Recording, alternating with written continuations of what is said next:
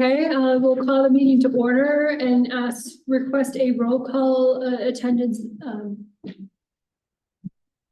not a vote. Roll call attendance, not a vote. Okay. Call roll call. Commissioner Foister, Present. Commissioner Lisk, Here. Nelson. I don't think that's on. Jennifer might be joining right now. Pardon? Jennifer might be joining right now. Okay, let me know. I'll revisit that. Oh, there it is. Jennifer's iPad. Yes, hi, this is Hi. Jennifer. All right, glad to have you. Okay, Commissioner Petroselli, Here. Mayor Pro Tem Meyer, Here. Mayor Clark, Here. Chairperson Montague. Here. Okay. Our first item of business is a public hearing, ordinance number 03/2024, amending section 7-4 zoning regulations of the Ridgway Municipal Code relating to accessory dwelling units, continued from the October 29th regular meeting of the Planning Commission. Good evening, everyone. Angie, do you mind allowing me to share my screen?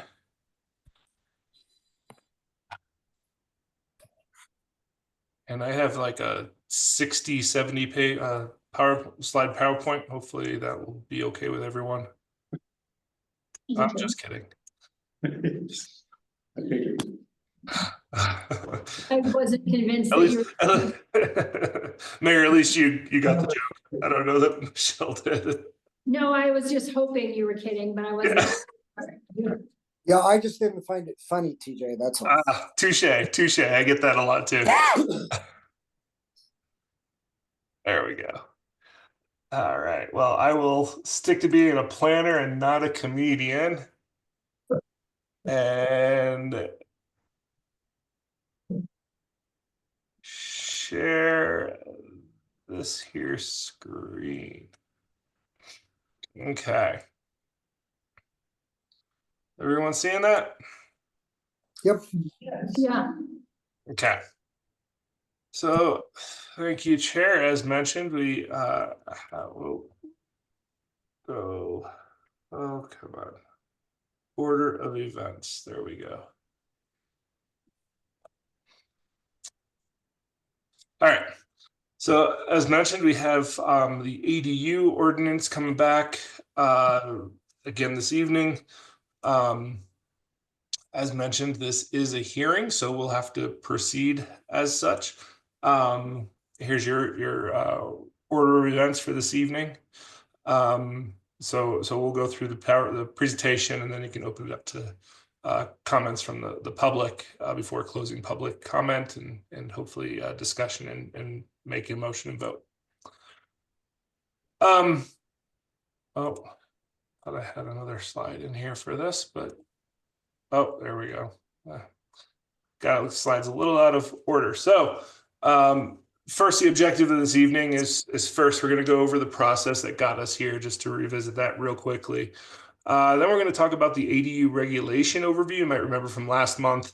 Over the period of time that we've been working on this, it's kind of morphed a few times. So I wanted to kind of recenter ourselves on where we're at right now and what the current regulations say, the proposed regulations say, just in general. And then we'll identify the changes made since the last version that we talked about in October. And then I'm sure there's a lot of individuals who have some comments, and we've received some public comment about ADUs and short-term rentals. So we're going to address that a little bit in our presentation. And then that should be maybe motioned by the Planning Commission at the end there. So timeline-wise, as mentioned, we started back in January with a lot of discussion, kind of focusing on what the purpose of ADUs were and where we want to go. And then the subsequent few months, March, April, May, June, July, wow, 5 months, we did a whole bunch of tweaking, working with the language, and to get sausage making, if you will, to get to where we are today. Well, I shouldn't even say that. Things have changed even since then. But then in August, we brought forward the first public hearing for this ordinance, and then it was recommended to be approved by the Planning Commission with some changes in their conditions. And then in September, it was brought to town council, and they, upon evaluation of it was the owner occupancy provisions, sent it back to you all to take a broader look at, and that's what we've been doing. And so in October, we talked about it. And based on some of those comments, we have additional changes that we'll walk through here this evening. So first, and I'm not going to go through this at nausea. I did provide a more of a detailed description of each section of the ordinance or the provisions in the staff report. But in general, it starts with general provisions, and these are provisions that apply to all ADUs across the board. We do mention, and to point out specifically, that we do allow for the reduction of building permit and plan review fees as a means of trying to make this more of an affordable product. Section 2 talks about dimensional and design standards. That's where we spent a lot of our time. We'll talk a little bit about the changes that we've made in there this evening. That has to do with size, setbacks, dimensions, densities, things of that nature. Incentives was numbered in section 3. And we've essentially laid out a few different incentives to allow either increased square footage or additional ADUs for priority projects through the town that are affordable housing, landscaping, so water-wise landscaping products, or sustainable construction methods are identified in that section. Section 4 talks about ownership and occupancy. This is where we've also spent quite a bit of time, and we'll talk about that here this evening as well. And then utilities is a pretty simple section, but important in that the ADU is essentially tied utility service-wise to the primary structure as well. So again, I think it's standing on its own. It's a solid chapter within the code and works with other sections of the code, and we'll get into that in a little bit here as well. And now kind of going through, now the next slides have a lot of content on them. I'm not going to talk about each and everything in here because, again, they're in the staff report. It's more for those in the audience or at home who aren't familiar with some of the changes. Take a look at these, take a look at the staff report. With the red line version, you'll be able to see what changes have been made. But in general, section 1, not much has changed, just some clerical changes. And these are shown in, all of these changes are shown in red lines, track changes in the version. So they should be easy to find. Section 2, we did do a little bit of extra work in this section, specifically separated. There was a lot of conversation last month about the confusion of the number of, let's hear where ADUs could be used, so single family, duplex, things of that nature.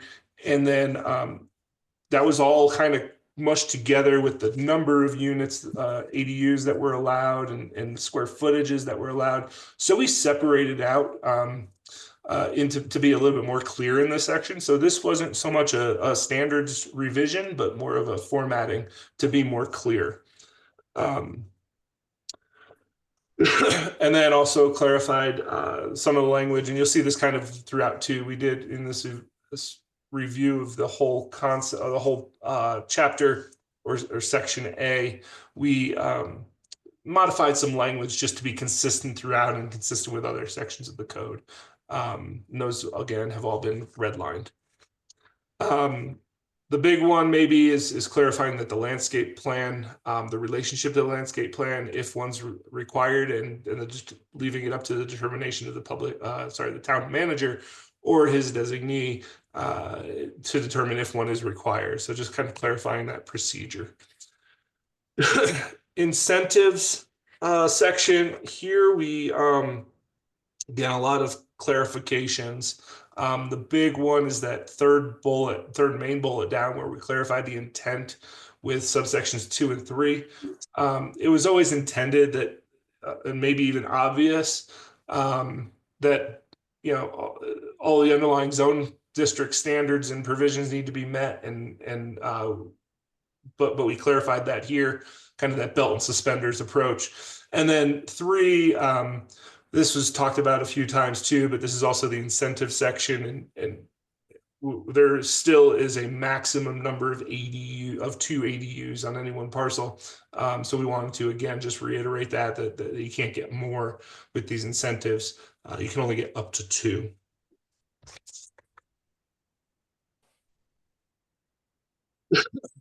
Excuse me. Ownership and occupancy. We again spent most of our time since this coming back from town council on this particular section. Again, we made some minor changes to clarify the intent, reordered it to read more clearly, I think, in kind of a hierarchical way, in putting these 3 elements in there. 1, that the ADU principal unit and the lot must remain under single ownership.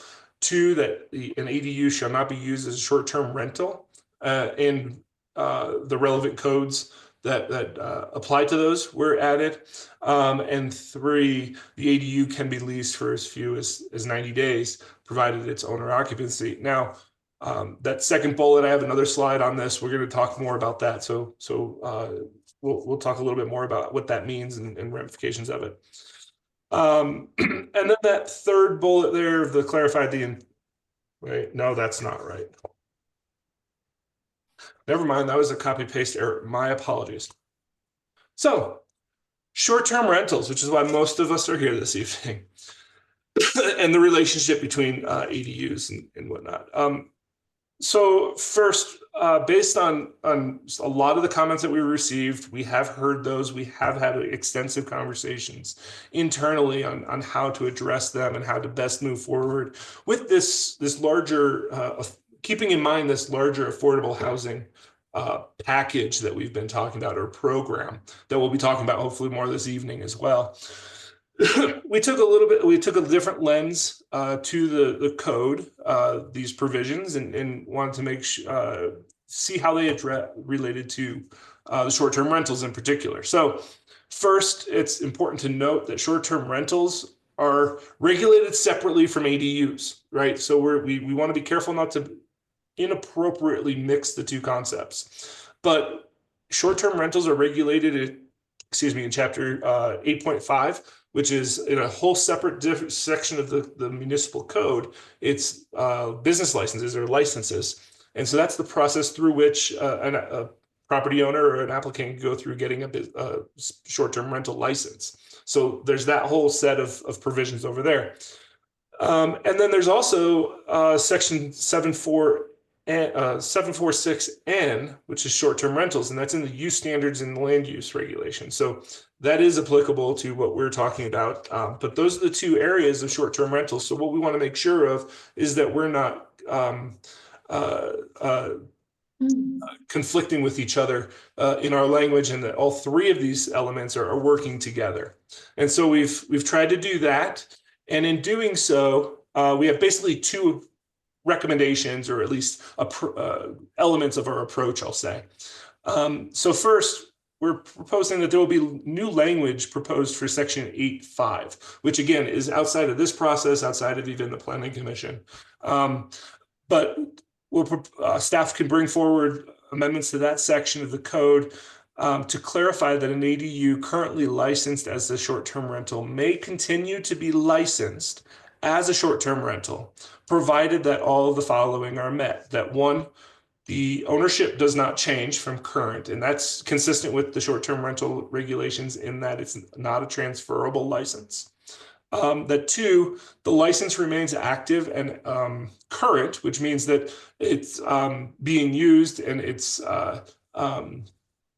upon renewal, it's being renewed, and it doesn't lapse.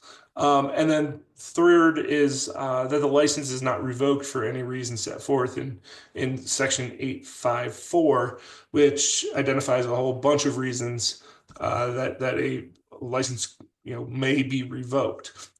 So again, this is a way to kind of clarify that this activity can continue despite potentially a conflict with what the land use code is proposing.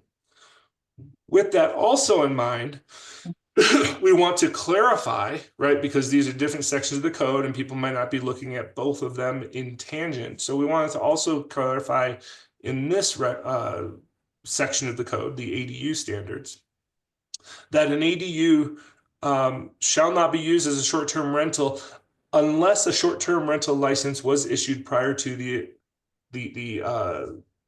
effective date of these regulations, and remains active and in good standing. So what you see there in bold and underline is what you'll see in our recommendation coming up to amend or make a condition of a recommendation to approve to insert this language in here so that it clarifies it.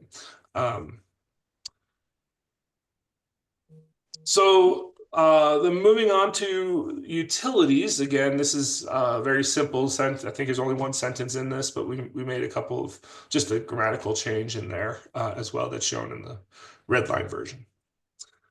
So there are just some pretty pictures. In addition, we don't want to forget the other elements that are in this ordinance. Again, since it's a hearing, I want to make sure we're touching on all the elements of it. That we're also, right now there are two definitions for accessory dwelling unit. We're going to remove the top one and replace the second one with those track changes. That's going to be that hasn't changed since previous discussions. And then also we want to amend the table of uses, table 4.3 there, to allow ADUs as accessory uses in GC, LI, and GI. Now, just to be clear, that does not mean that they're allowed in those zone districts. They have to be allowed. They are allowed as accessory to certain uses, and those certain uses need to be allowed in those zone districts. But this is just a simple way to say, hey, wherever there's a single family home, say, that's legally approved and in place, an accessory dwelling unit would be also allowed. So with that, again, we have a hearing, the proper notification has been completed, and then subsequent hearings, because we continue them to a certain date and time, those are adequate notices for the hearing as well. So all of that has been completed. We have, as mentioned, heard a lot of public comment specifically related to the ADU or short-term rental components of ADUs, and I'm sure we'll hear some of that this evening.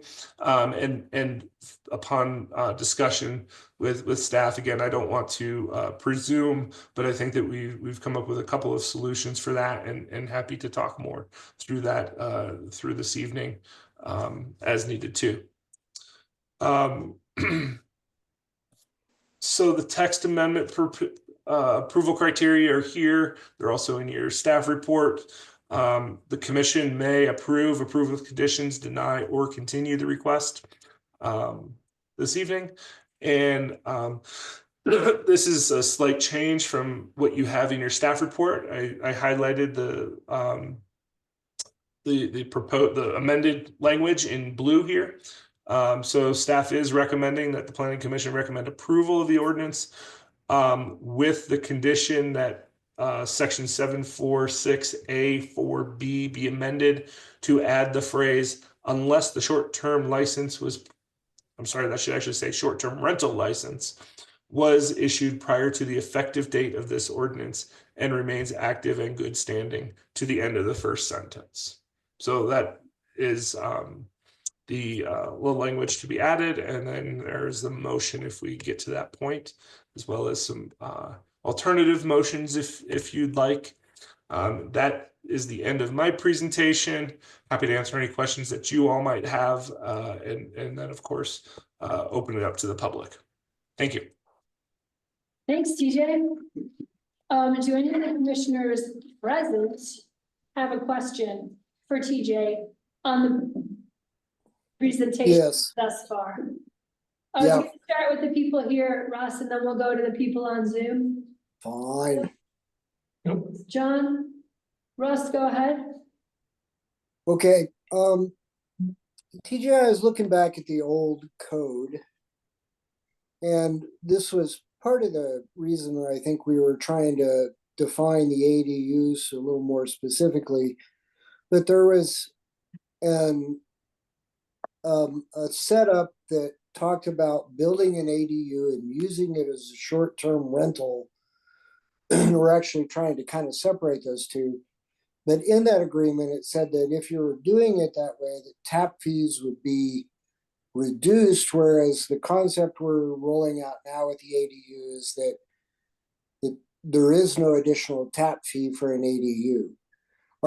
And I was just curious, are we still going to leave something in there? So in the event that somebody wants to build an apartment or a garage apartment or what have you, what might be called an ADU, with the intent of doing it as a short-term rental, would they still be able to get discounted tap fees if it were going to be used as a short-term rental, and that was the intent in the creation of it? I think the intent is no, and I'm trying to find what it is. So you also have to remember that there's kind of these regulations layering on each other. So I'm actually thinking it's short-term rental regulations, right? So you can have an ADU that's not a short-term rental. You can have a short-term rental that's not an ADU. Where they kind of come together is where all of these rules and regulations would kind of overlap. And it is the intent, I believe, and I think this is consistent with the language, that if you use an ADU as a short-term rental, you don't get those breaks. Those breaks are for an ADU, right? Not necessarily being used as short-term rental. Well, as an ADU, there is no additional tap fees. You can just extend. But the old code has a line here. Let me see if I can tell you where I am. 74612. It says an accessory dwelling unit as defined in section 9, either attached or detached to the primary dwelling unit, may be utilized as a short-term rental only under the following circumstances. And it's where there's a 30% tap fee versus the full on. And I'm just, I'm in agreement with what you're talking about on those who have set it up previously. But I mean, if somebody wants to come in with the intent that they want the short-term license, is there still somewhat of a break, even though it's not a no tap fees break? No. There won't be any new ADUs allowed as short-term rentals. Understood, but let's say they're not building an ADU. Let's say they're building a quote-unquote garage apartment, somewhat in line with an ADU, but their intent is to be short-term rental. So it's not per se an ADU, doesn't necessarily have to meet our size guidelines and all that. But if they want to come in and build that garage apartment, are there any breaks for them? Even though it's not we're saying no tap fees if it qualifies as an ADU. But if it doesn't qualify as an ADU and they have the intent to use it strictly as short-term rental, are there any breaks like this 30%? Russ, I don't even think it could be built, But much less a break. it could be built if it's on a lot that's big enough for a duplex, where the lot allows 2 units, right? But from a land use perspective, we would still consider it an accessory dwelling unit if it looks. There is no garage apartment that's not an accessory dwelling unit. Right. It has to have the adequate cooking and bathing facilities and stuff to be considered an accessory dwelling unit. But you can, like, if it has a second entrance, you can usually tell that that is essentially an accessory dwelling unit. That's the intent. So I think the answer is no and no. You can't build it and there is no break. Well, why can't you build it? If you've got the space, why can't I build a garage apartment? Because it's the whole thing about allowing people to build an extra unit on their lot is that it was an ADU and it was supposed to be to create more housing for the community, which is a long-term rental. And correct me if I'm wrong, but that's my understanding.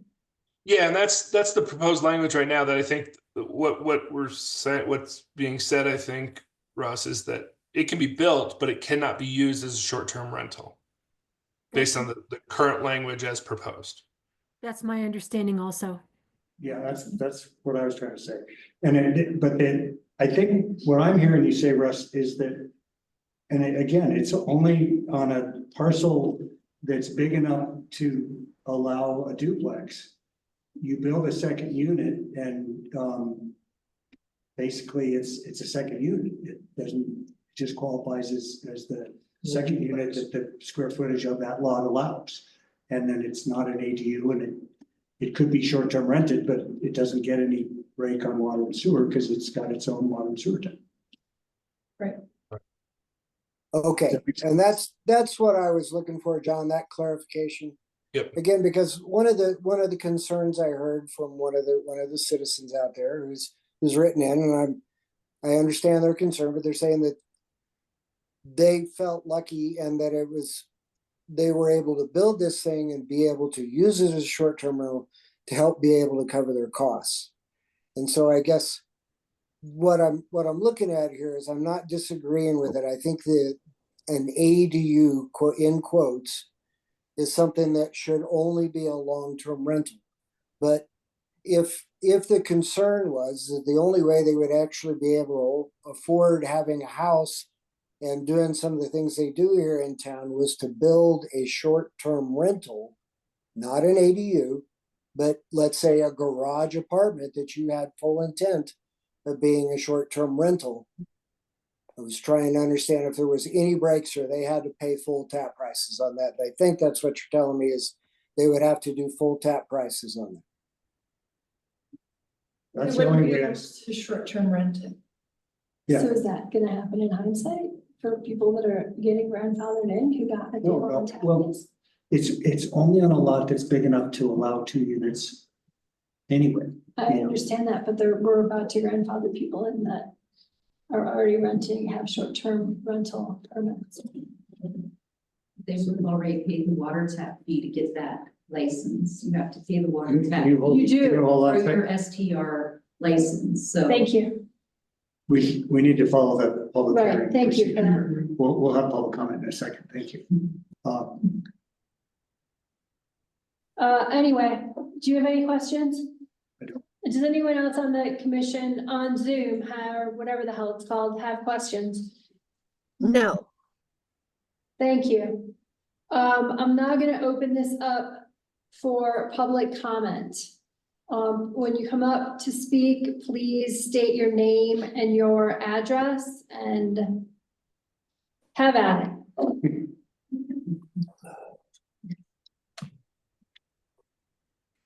Hi, Thomas Griffith, I live on Clinton Street, 760 Clinton. I'm having a fusion next week, so forgive me, I have to lean on this. I'm puzzled about something, and that's not in itself unusual in any way, so forgive me, and thank you for indulging the question. Is it true that a homeowner, a property owner with a primary residence and an ADU can short-term rent the ADU, assuming he has the license, assuming that person has gone through all those steps?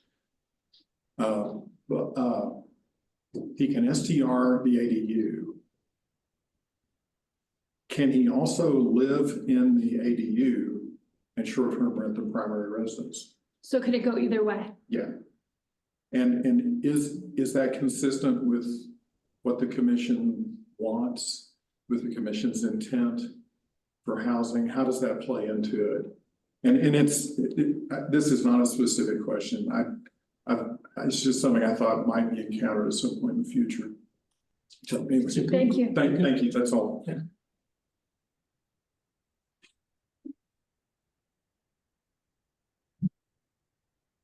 I also want to note that the letters that were submitted were received and read by the planning commission. And that was part of the discussion that's happened since the last meeting that TJ referred to. But if anyone has additional comments, now is your opportunity to come up and speak.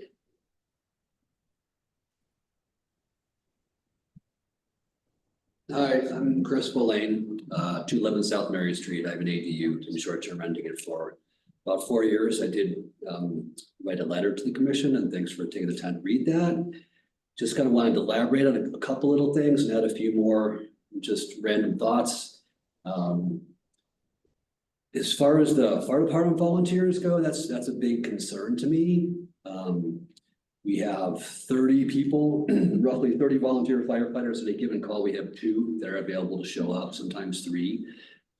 That's just impractical to put out any sort of fire, do any sort of extrication. We're pretty desperate, and I think that for me, being able to have the extra income provides me a little more flexibility to be able to volunteer for the fire department and show up for calls. I'm one of the firefighters that shows up for more calls than most. I hit 12% is my average this year, and that's like double most other people. So that's something I think is a valuable thing to keep in mind when it comes in terms to trying to figure this whole situation out, is for not just me or the fire department, but for future Chris's, future firefighters, future families, future single family residents, single parents that may want to move to the area and purchase a property, but it can only purchase a property knowing that there is that, not necessarily transferable, but maybe they could qualify in some very random way with some strict limitations as to what those might be. I'm not exactly sure, but I think for future Chris, future Marjorie's, future teachers, future Sean's, I think that could be a valuable asset to consider. I know it's a little far out in the weeds for this this discussion right now, but just kind of blanketly saying, okay, when Chris sells his house, eventually that STU license or short-term rental license just it never comes back or never gets transferred to somebody in any way, shape, or form. Following on a couple of notes on here. Yeah, I understand the concern about short-term rentals with absentee homeowners. I'm fully in support of limiting that. I know the town doesn't really have any compliance sort of enforcement. And I think that there's a lot of people that are running short-term rentals that are not licensed. I don't want to name any names because we're friends and neighbors, but I think that those folks give me a black eye, me or any people that actually are following the rules. So, if it all goes away and there's no enforcement, then some of us might be inclined to just go ahead and do the short-term rental anyway. There's no enforcement. Nobody's complained about my spot, I hope. I've never had complaints so far. And I'm paying the town like $6,000 in taxes for lodging and taxes. So it's like, it doesn't make sense for me to pay by the rules and pay extra money when other people are just going for it and not, paying their fair share. So I would hope there'd be some type of enforcement on any sort of grandfathering in. Yeah, my place is 385 square feet. It's almost laughable to think that I could rent it out for a family of 4. There's like the closet space, if you can call it that, is like 3 feet wide. It's just a coat rack across the top. If I had to do a long-term rental on there, it would be pretty uncomfortable for the folks living in there. It would kind of be just not practical. Yeah, I guess that's it. Thank you. Yeah, thanks. Thanks.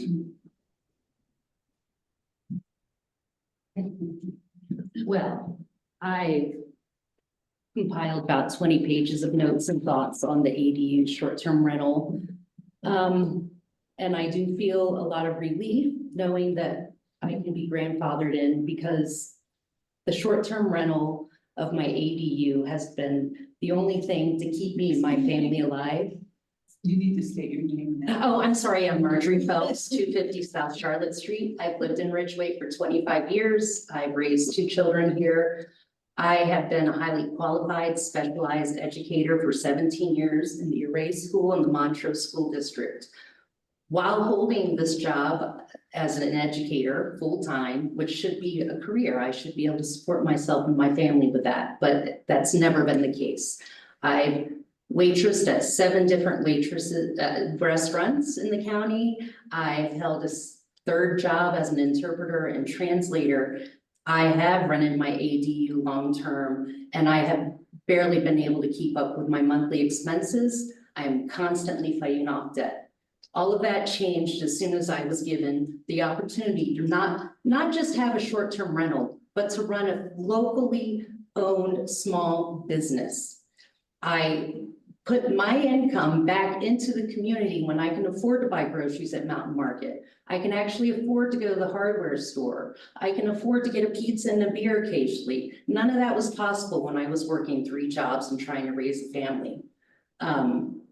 So I'm grateful that there's consideration for being grandfathered in, but I still don't think that focusing on ADUs as a way to solve the affordable housing problem in our area is a resolution in and of itself. The big problem is that the average income for a local is $50,000 a year, but the average home price right now is almost $1 million.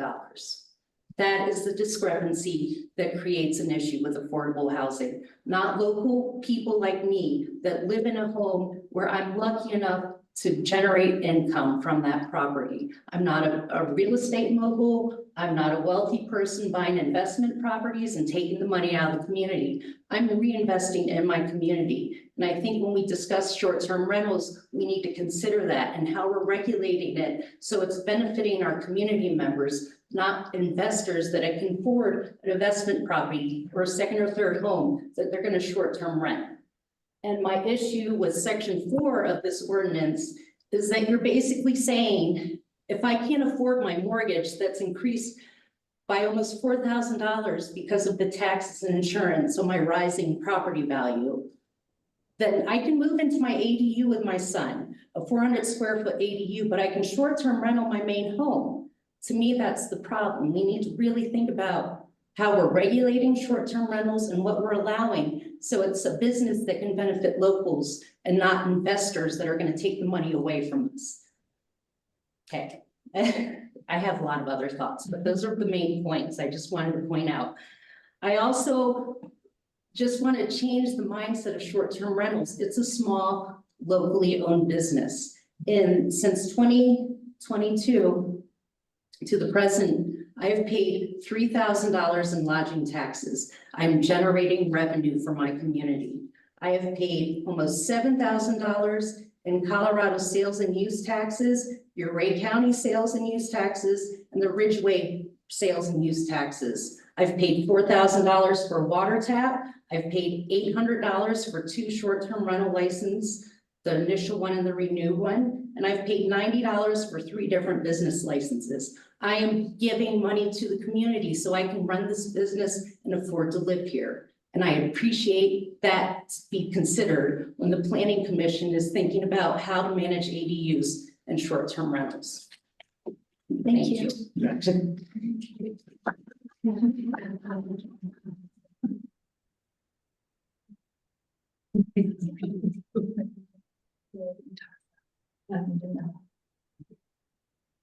ahead. Hi, Therese Seal, 353 County Road 5, Ridgway. I know that, I think that this discussion started to regulate ADUs to help affordable housing. Absolutely. One piece of the puzzle. One piece of the puzzle. I think you got on the wrong track. I agree very much with what Marjorie said. We want ADUs, we want long-term rentals, but having the income of an ADU can help with affordability for people. That's what so many people are saying. And what we need to stop are investors. So how do you stop investors? I think you're missing that piece. I was really kind of fired up. I watched part of the last meeting and I was like, I'm gonna go in there and I'm gonna say the problem's investors and blah, blah, blah. And this owner occupied is a key piece. I think that's vital. You have to have owner occupied. But to not allow an ADU as a short-term rental, I don't think it serves the right purpose. As it was brought up, a 400 square foot ADU can be used as a living if it's well designed. But if it was designed as a short-term rental for short-term staying, then it's not usable. I know of of ADUs in the area that just aren't long-term rentals. And when I walked in and I heard about the grandfathering, I was like, oh, all the people I know who have ADUs, they're saved. But that's really not fair. Moving forward, there should be other opportunities for people. I don't have an ADU. I'm not trying to defend my own. I just don't think it's fair for our community. I think that short-term rentals, when someone owns 10 homes and they rent them as short-term rentals, that's what we need to stop. When someone doesn't live here and they're profiting off of our community, that's what we need to stop. But we need to do everything we can to allow locals to live here and have income. And it is a second job for a lot of people. Thanks. Thank you. Is there, I know, but I'm gonna go with who's here. Would anyone else in the audience here want to speak? I just have a quick question. Katie Fetchenhire, 707 Charles Street, is a duplex considered an accessory dwelling unit?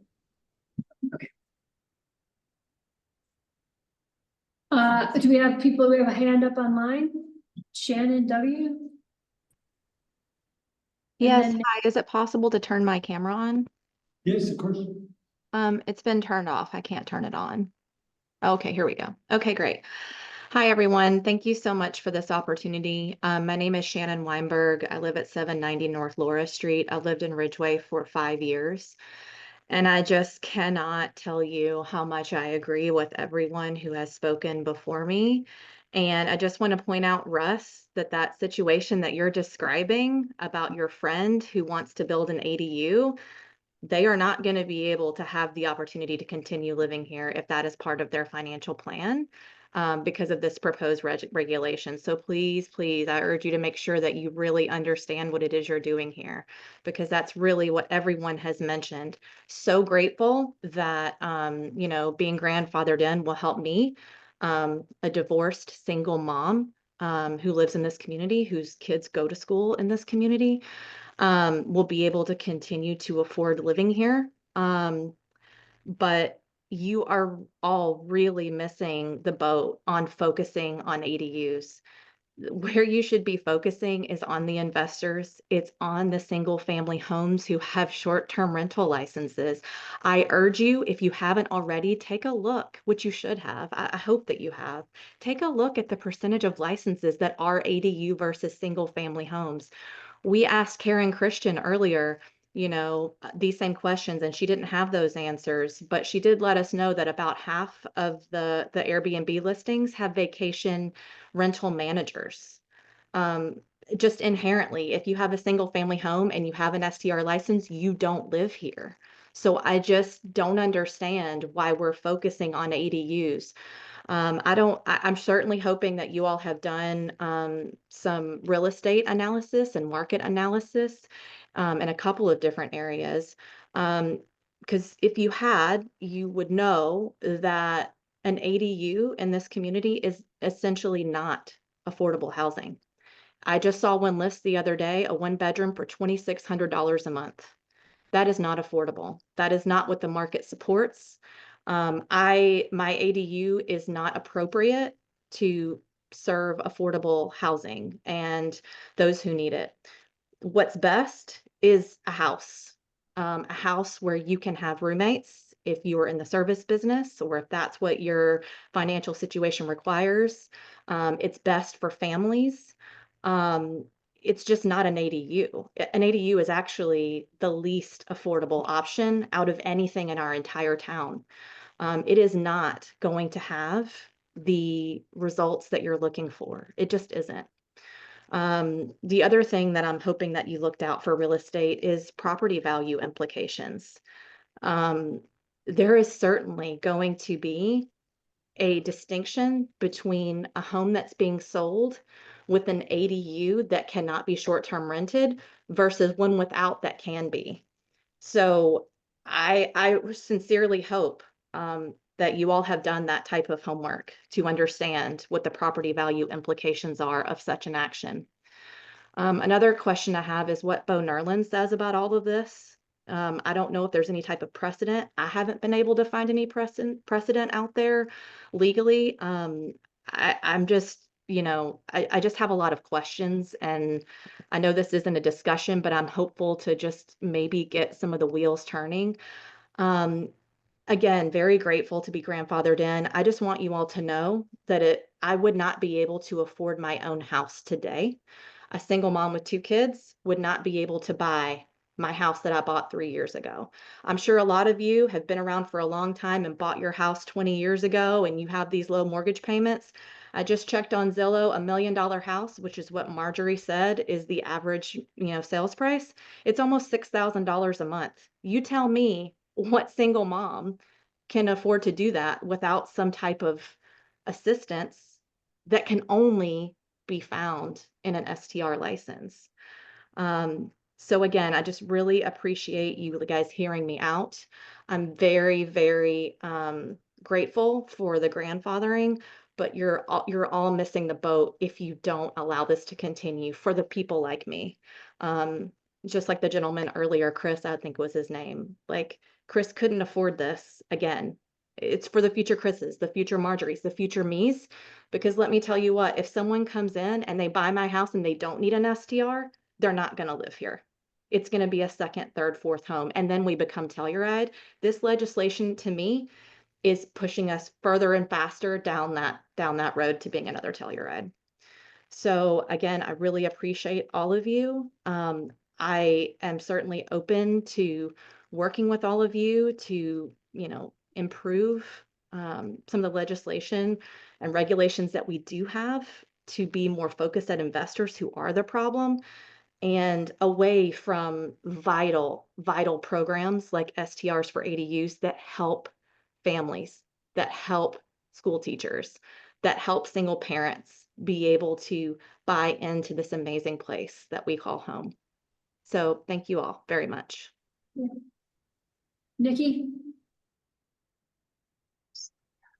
Hi, I'm sorry, I'm in my car. I'm Nikki. I live at 740 North Laura Street with my husband, Jason Doyle. Again, thank you for grandfathering us in with our ADU. We're really grateful for that. Again, as everyone has said, that is a main reason why my husband and I are able to be active in the community. Like Marjorie, I believe, I'm sorry if I got your name wrong, how she's talking about being able to afford to go out to the restaurants, support the local stores that desperately need it. But the other thing is, like, my biggest concern is becoming Telluride. And the big thing with Telluride, and when we were shopping for our first home, my husband and I, we were hoping to have a child, bring into the community, raise them in the community. But we were outbid by, I think, like 3 homes that were buying homes that later became Airbnbs. So these are people that didn't even live in the area. One of them lived in Alaska, and I think they said that they come once a week, like 1 week out of the year. So again, I'm not saying that we have to eliminate that, but I mean to focus on ADUs. As you see, these are your community. These are the backbone of this town. These are your school teachers. These are the single moms. These are the young families like my husband and I that want to raise kids here. We want to have a home here. And, when we heard about this whole ADU thing, sadly, we were like, we have 2 options. Do we sell our home and move to Montrose? Or do we just get an Airbnb permit, rent our house, and move out of Ridgway because we can't afford to live here? And, homes are like $1 million, $1.2 million. I have a bunch of friends that are single moms or young families. We have a friend that's a young couple that just bought a home and bought it at an insane price. It's going to need loads of work. And the only way that they can really try to build their dream home and be able to raise a family here would be having that extra income to make it not so difficult to be a participant in this community. So again, I'm just kind of piggybacking on what everyone else said. I don't know if maybe we can add in kind of what Denver does, where you have to be 60% residents, or you have to pay, or one, you don't get a permit for any ADU or any, I mean, not even ADU, I'm sorry, for any Airbnb permit whatsoever. Or doing something where if you are an out of towner and you don't live here 60% of the time, maybe we can start collecting a higher tax for those that are just basically milking our system. You know, we live in a beautiful place. I get why people want to have a house here and rent it out, but instead of not punishing, but instead of us having to kind of be responsible for this crisis, maybe we can start taking those funds and putting them into some sort of, maybe it's some sort of program where you can get relief on rental or on buying a home, whatever it could be. We could get creative, but I definitely don't see taking, you know, the blue collar of your, you know, the blue collar workers of this community and just kind of giving it to the second homeowners or the ones that are fortunate and wealthy enough to be able to have second, third, or fourth homes. And this is just a vacation spot. So again, I know that you keep hearing this and I'm super grateful. And thank you so much for allowing us to be able to keep our permit and continue being able to be part of this community. But my biggest concern is where this community is going to go and how we're going to keep growing and how can we support the young families that want to live here and want to like be part of this amazing, amazing town that we have. So that's all. Thank you. Thank you. Is there any further public comment? I'm going to close the public comment.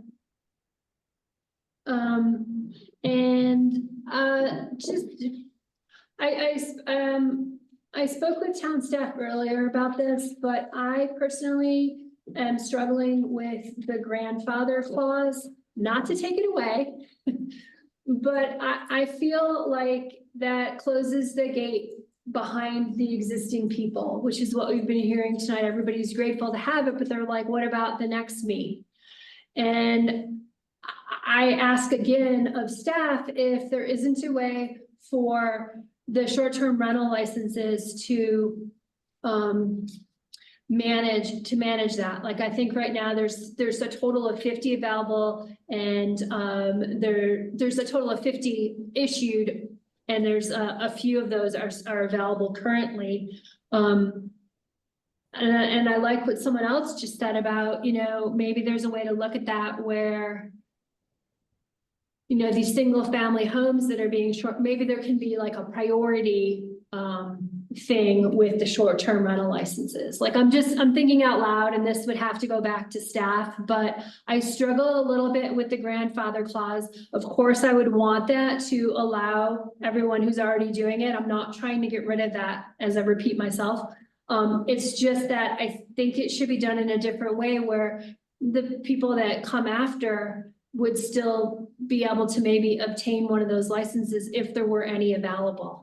I think that's a better way to do it than to do this grandfathering where, oh, well, you got here first, so you get to do it, but the next people don't get to do it. So that's just my stance on it. And maybe we can discuss that a little bit at the commissioner level here and see where everybody else stands on it. Because I think this is kind of somewhat eye-opening. I know that we got started on this for the whole development stance and, you know, keeping the community local, but when we see these comments, I'd like to hear from some of the other commissioners if that changes their stance. Jack, you want to go? Yeah, I agree with you on this, but we've discussed this, and in principle, I'm in favor of not closing the door behind the people, but we decided we didn't want it to be motivate investors to come in, and we felt that was too hard to regulate. So how do we know that it's a local school teacher or firefighter that we're going to issue a short-term rental to and not an investor? And we've been talking about this for almost a year now, and we keep stumbling over that issue. So I'm in favor of it ideologically, but I think it's impossible to enforce unless we come up with a creative way. Well, I think one of the issues that John mentioned would be you would only be able to short-term If we allow the rental of both units, you would only be able to do a short-term rental if one of the units was owner occupied. I'm in favor of that. There's no question about it. I just like to throw out a couple of things. A number of comments tonight have been directed at us to say that people don't understand why we're focusing on ADUs. We're not focusing on ADUs. We're focusing on this portion of our code because we thought it needed some updating to address current conditions. It's, as I said earlier, it's just simply one part of the puzzle. I've been involved long enough to remember when it was the ADU capability was first introduced, and it of course was, I think it was 20 years ago, very different conditions. And the idea behind it was definitely to allow people to be able to more easily afford their mortgage. I think the thing we're hearing and learning now is that given property values what they are and what you can get for rentals in this kind of market, long-term rental of a small ADU isn't feasible anymore. So I guess I'm like the rest of us up here. I think we're all struggling with how best to address this issue. I do think, I mean, I did throw out the idea of in earlier discussions just with Michelle and staff of, since we're getting rid of the owner occupancy requirement for an ADU that's not short-term rented, both units can be rented by someone who lives elsewhere. If we bring the ownership requirement or the residency owner occupied requirement back in, that might allow the ADU to be short-term rented. That's a creative approach, I think. Of course, again, enforcing that when someone can kind of play games with that owner occupancy issue and say, well, it's owner occupied, but I travel for 6 months of the year, or I travel for 9 months of the year, or something like that. That we have to figure out a way to address that. And then I really think the bigger issue here is, as Therese said, that trying to figure out a way, and I personally have been struggling with this for probably years, find a way to de-incentivize investment real estate. This place is very attractive. It's beautiful. Somebody told me recently that there are websites you can go and look at any community in the country, maybe in the world, and look at what your ROI, your return on investment, would be if you bought property here. And Ridgway's is really great because of the relative cost of housing and the beauty and all of that. And it's just crazy to me that, I mean, I've always had a huge problem with the real estate industry in general, because it's built on this constant growth and encouraging people to ask more for their property. And we're seeing that come home to roost here. And I don't know, I've suggested a couple times that we look at a real estate investment tax of some sort, or a fee that says that if you're buying property here and you're not planning on living here at least 9 months of the year, that you have to pay a tax of some sort, or fee of some sort. I think it's going to be really hard in this country's legal environment to get something like that to work, but I'd sure like to see us try. Perhaps another way to do that, and I don't know the legal ramifications, is through the short-term rental rules. You know, maybe we give precedent to people who live in the community. Maybe there's some way to do that. So we've got a limit on those licenses, or we don't plan to increase that, but maybe there can be more regulation on them. First preference given to people who spend, like I say, at least 8-9 months of the year living in one of the units. I don't have something about. I think, I mean, the main issue here, and I'd like to give staff an opportunity to weigh in on where we've turned the corner to here. But I think the big issue is it probably means we go back to the drawing board another time, which isn't necessarily a problem, other than for staff. Not a problem.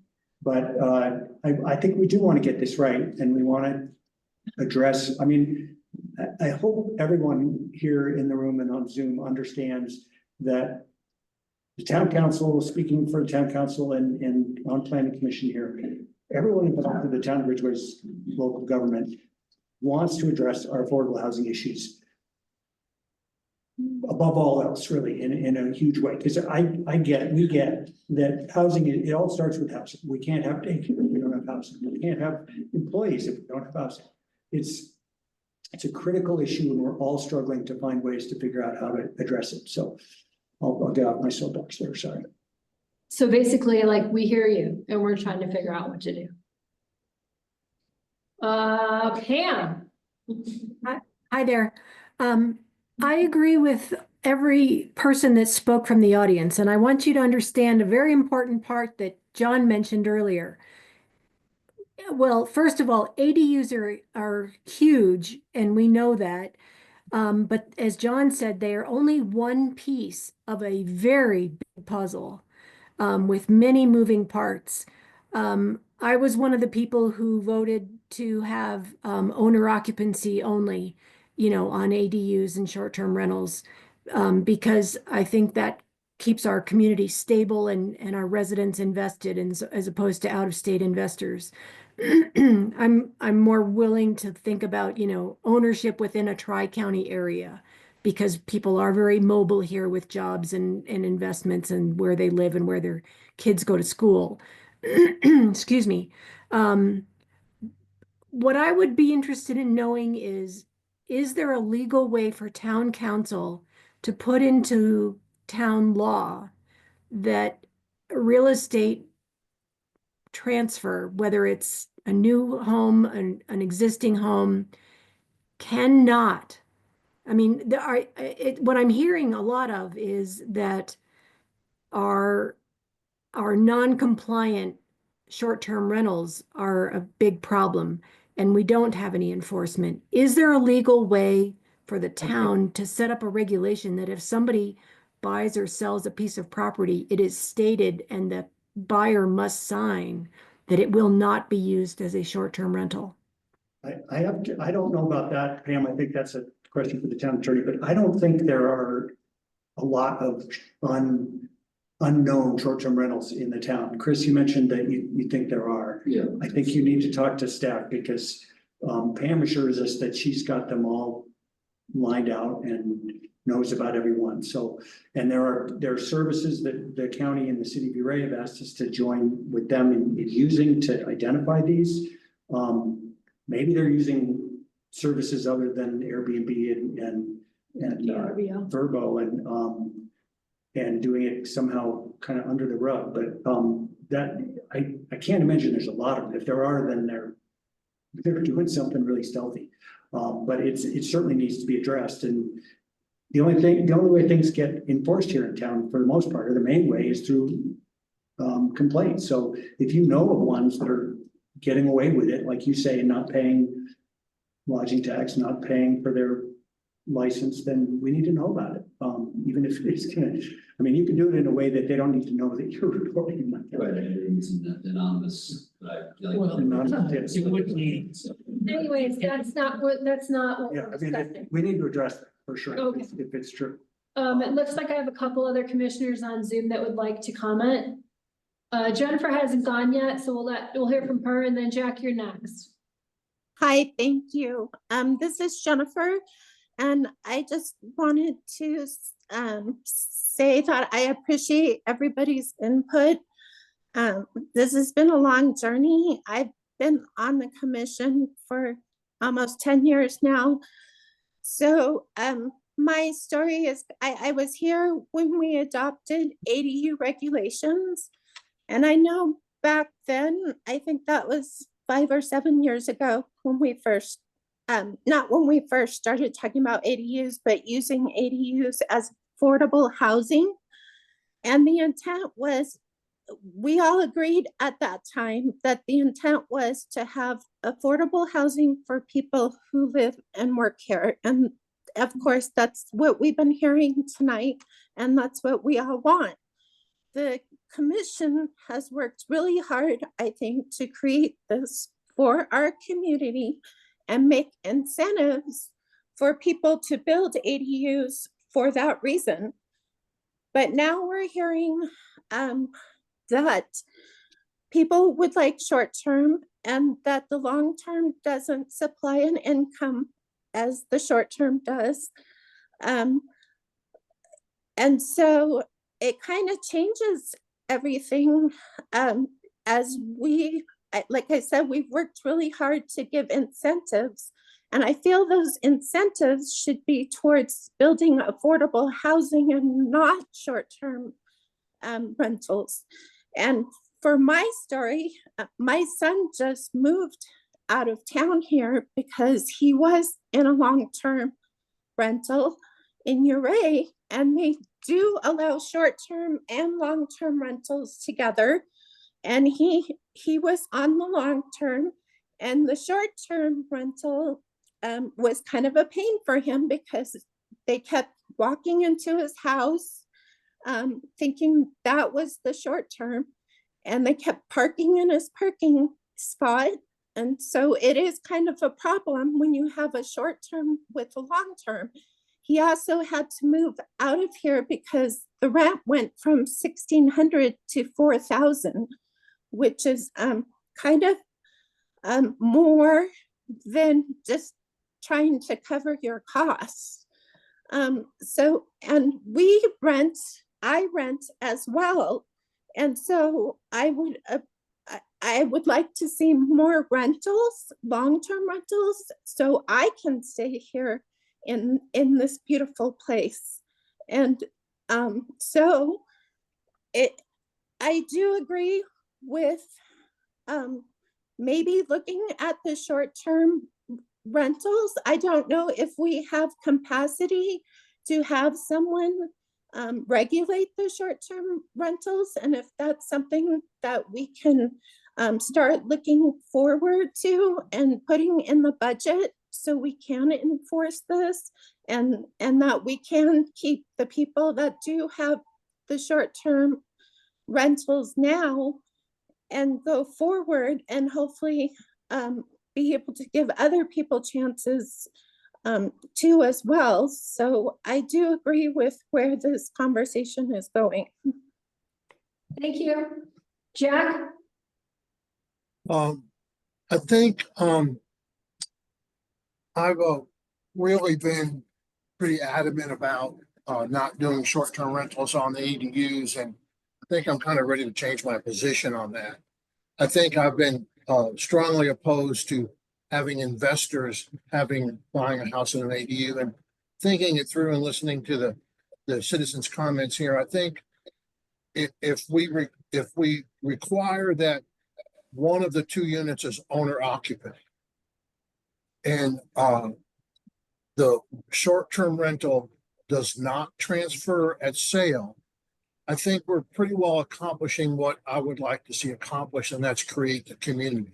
So if allowing future ADUs that are owner occupied have short-term rental is something that I could be open to, as long as, again, it's owner occupied and they live here and it adds to the community. My whole concern about this has been investors from Telluride buying a bunch of things. And I think by not allowing that short-term rental to be transferred at sale and requiring owner occupancy, we kind of accomplished that. Thanks, Jack. And then, like I mentioned, maybe we as staff or the commission looks at the short-term rental license regulations. Maybe that's a further way to follow up with this. But it sounds like where the commission is leaning towards is, instead of the grandfathering, allowing a short-term rental of either unit if one or the other is owner occupied. Yeah, I think we're talking about two different ordinances here. We're talking about the ADU, and then we're blurring it with the short-term rental ordinance, but it's kind of hard not to talk about them both together. But it's two different changes we're making here. But I think I'm willing to morph into the short-term rental if it's owner occupied, and I've been adamantly opposed.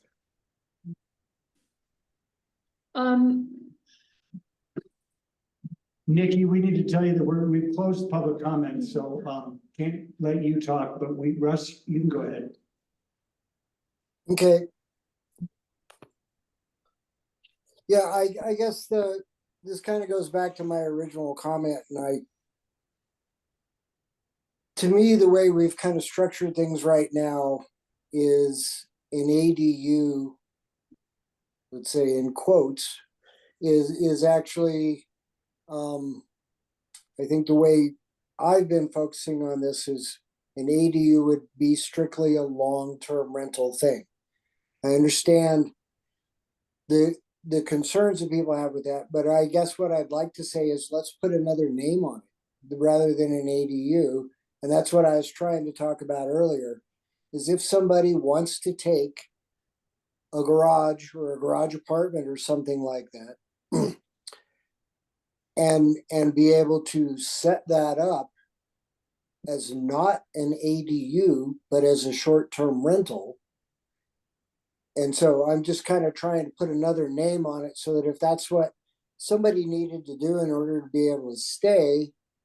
I think the problem with that, Russ, is that it's not permanent. When you build something, at one point, it could be a short-term rental, and at some other time in its history, it could be a long-term rental. So I think we're kind of mixing that up. I think that it's an ADU, and it was, we could clarify with staff, but if you apply for a short-term rental license for your ADU, you are then required to pay the difference in the tap fee.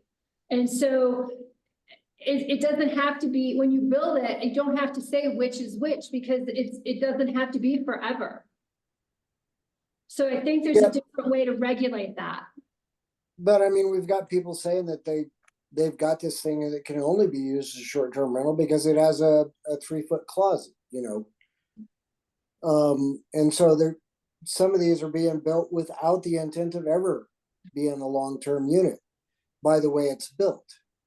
And so I think what I was trying to get at initially is that part of the incentive in creating what I'm going to call, quote unquote, an ADU as a long-term rental is that you get those tap fees not for free. You still have to add them on, but you don't have to pay the town for them. It's not the full cost. Whereas I guess what I was trying to get at was if we said, I'm going to create a quote unquote garage apartment, not an ADU. I'll pay an additional fee and set that up as a short-term rental. Does that make sense? Yeah, but we already cover that with our short-term rental licensing program. And so that's not necessary. Yeah, Russ, zoning doesn't allow them. It doesn't make sense because you can't make something that is by definition accessory dwelling unit, not the primary dwelling unit, and call it something else. An accessory dwelling unit is an accessory dwelling unit. If it's a garage apartment or it's a duplex. It's a unit in addition to the main structure. Correct. Period, whatever the size is. Yeah. Russ, I don't think zoning allows for what you're thinking here. I mean, single family lot is allowed an accessory dwelling unit only. You have to change the zoning. I kept saying, if the parcel's big enough to have a duplex, to have units, 2 units on it by size of the lot, then you could do that, and it's not an accessory dwelling unit. But that's the only way you can do it. Sorry, we're really bouncing. TJ's got his hand up. Have at it. We haven't had the staff opportunity to talk. Go ahead. Yeah, sorry, just real quick on that. There are. I hear what you're saying now, Russ. I think I understand it. The only struggle that I run into is that to define different terms, you basically do it by the physical construction or something like that, as opposed to the use of it. It's kind of hard to, because especially with a short-term rental as being, you know, the use is going to change potentially, while the construction might be the same. Yeah, the term I come to that I see a lot is accommodation unit. It's essentially a single, if you will, like a hotel room. And usually the difference is, and this is in building code too, that it doesn't have a full kitchen, cooking area. And so anyways, I appreciate that, but just from a technical standpoint, I see some struggles with that. But I think that there are some other things, as of course my wheels are churning. There's a path forward here. Thank you. Pam.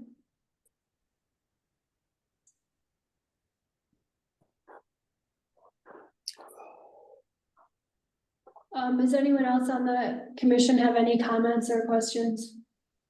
Pam, did you have another comment? Yes, sorry, I didn't realize I was back on mute.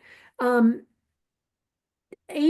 is the definition of a structure, like TJ said. It's not the definition of its use. What Chris has is like a cottage unit, or I forget the term that TJ used. You know, it's grandfathered in because it's been there for a long time. It wouldn't be allowed now, I don't think, in our current zoning and building allowances. It's an ADU. Why wouldn't it? It would definitely be allowed.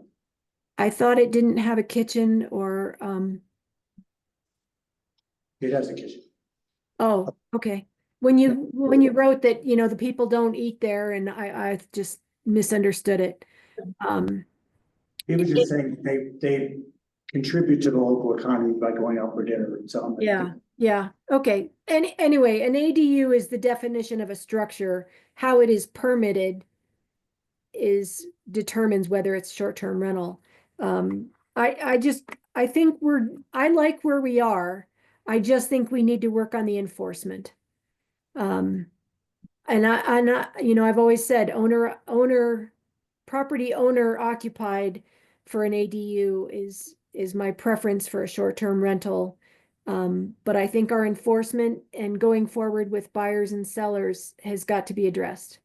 Thank you. So I dare think that we're in agreement.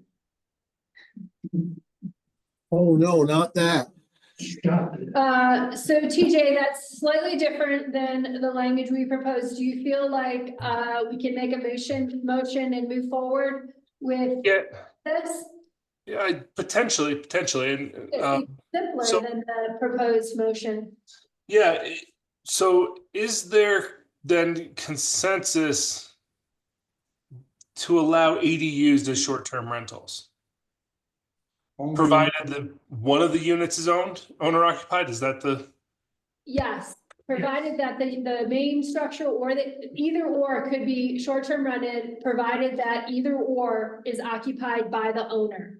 And I would like to add, if I can interrupt, that we make a new definition of owner occupied that states that they live in the building that they are occupying for a minimum of what, 8-9 months? I agree, John. I agree. Something to that. Yeah. We need Yeah. some teeth Uh-huh. in what we're calling owner occupied, because people have been playing with that. And staff's input on that. Yeah, I would say either employed or business owner in the county. I agree. I think we should make it stronger than 9 months. I'd be up for that, but I'd like staff's I input. think 9 months is reasonable, and I disagree within the county because people work outside of the county and live here. No, It's not about their work, it's about them owning it. it's about them owning it and living here. Right. I mean, there are lots of people who leave for a season of guiding in Alaska or Himalayas, but they still live here. That's Yeah, why. I think But we they should make, wouldn't be able to they would only be able to short-term rent if they were not renting the other unit. That's the owner occupied part. And 9 months allows for leaving for a season. Yeah. is there a way to apply for a variance for this if you're a guide in Alaska or a guide in Patagonia where you could get a variance on the length of time that you? I don't think so. I don't see it. Staff, what do you think? Sounds like a can of worms to me. I don't think that we decide at this point whether there's the ability for a variance or not. I think that comes later. I think we need just to work on what we're talking about. I don't see how 9 months clarifies anything, because if you live here, you don't move out of your house. You simply pack your duffel bags and go to your season. I think that's fair. I don't disagree with you. Okay. Well, Madam Chair, I have a question. It's not a comment for consideration.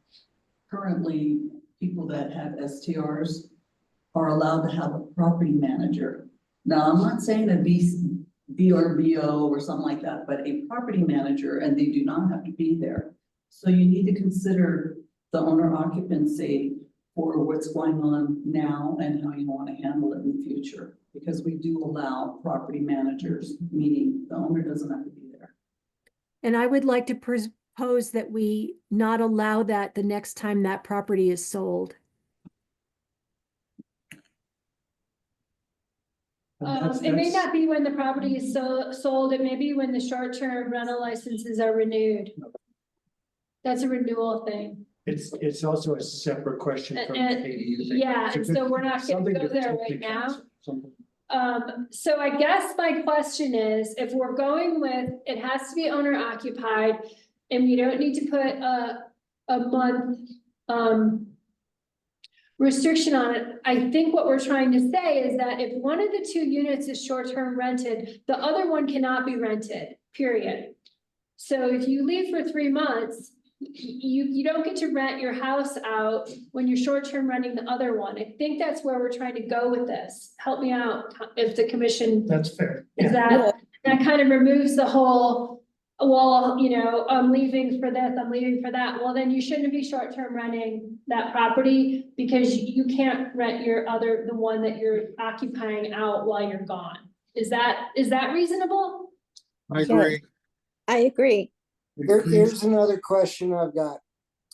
Let's say you own a property in town, you have a house, you have an ADU, but you live in town, but you don't live in either of those.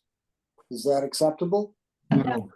No, because the whole point is you can't rent both units if one of them is a short-term rental.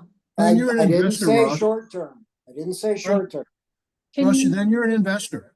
Yes, no, we've already proposed that both units can be rented. This is all about the short-term rental piece. Yes. Us. Yeah, I'm So confused, yes, Russ, if you what do live you- in town, even if you don't live here, we're going to allow both units to be rented. That's what this new ordinance is all about. The hangup was not allowing short-term rentals. In the ADU. In the ADU. Yeah, Either one. so the answer to your question, Russ, is yes, as long as it's not short-term. Okay, If So- if anything is a short-term rental, the other property must be owned and occupied by the owner. I'm not sure that's the case if, the primary structure is short-term rented. I don't know that we've addressed that. I interpret it to our conversation to mean whichever unit is rented, the other one must be occupied by the property owner. Or to be simpler, can't be rented. Right. Under any version. But can it be vacant if it's my second vacation home? TJ and Angie, can you clarify? I believe the way, aside from any edits we're trying to make now, any tweaks, under what we've been talking about for the last. As our changes stand. Right. Someone could rent both the primary structure and the ADU, and they could short-term rent the primary structure because it's only the ADU we've said can't be short-term rented. Is that correct? Yes, correct. So I'm not sure everybody is grasping that. Without any of the changes we're talking about tonight, a absentee landlord, What if we tighten that up? well, that's why I put it up. Yeah, exactly. What if in this whole thing of allowing both units to be rented?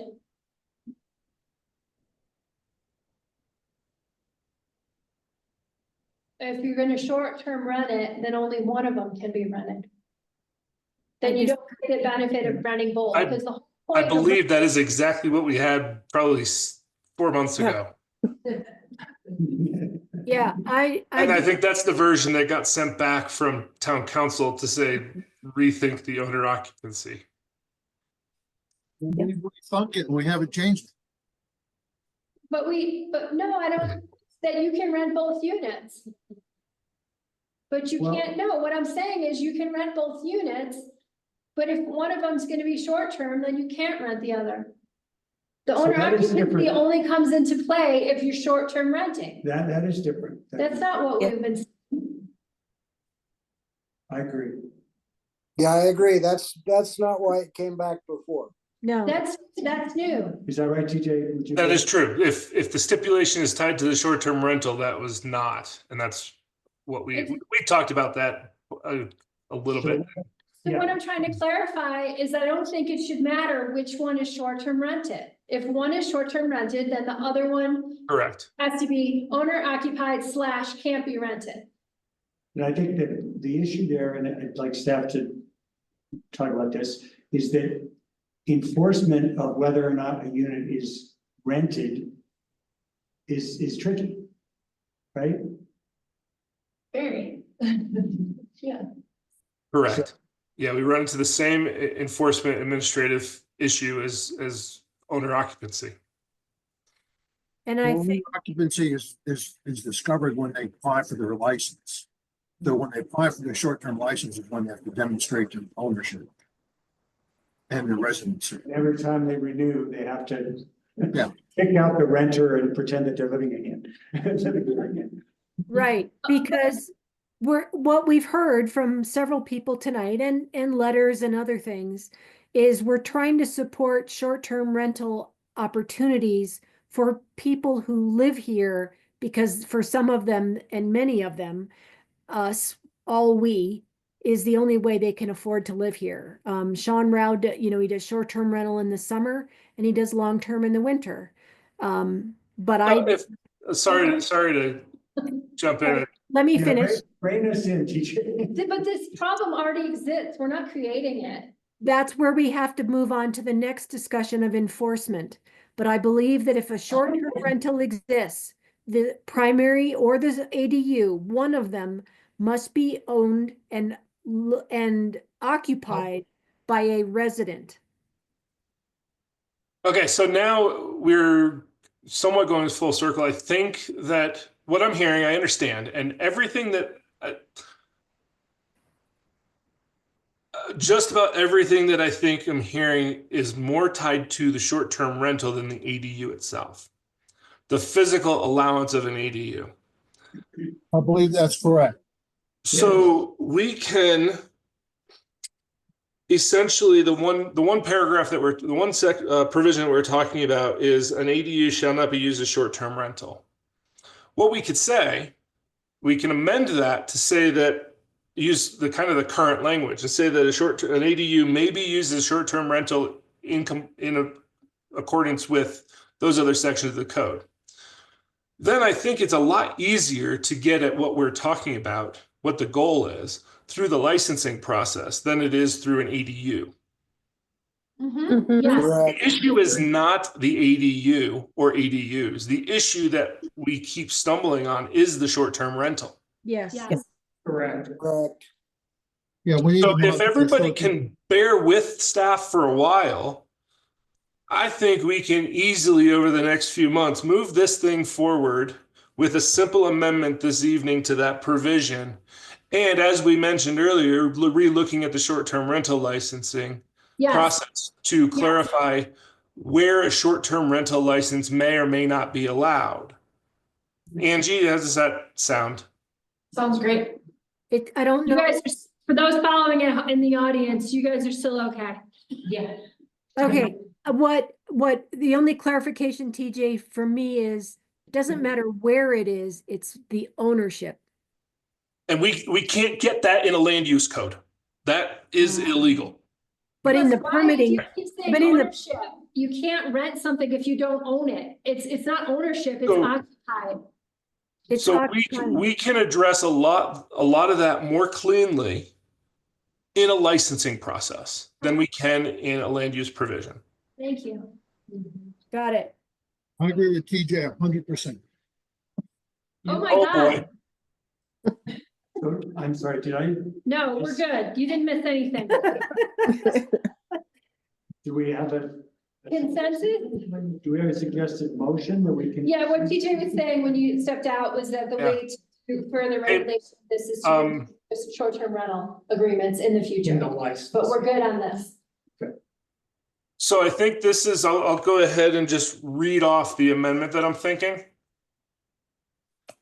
And this would be for subsection 4B. And also note that we need to re-letter those section 4 has 3.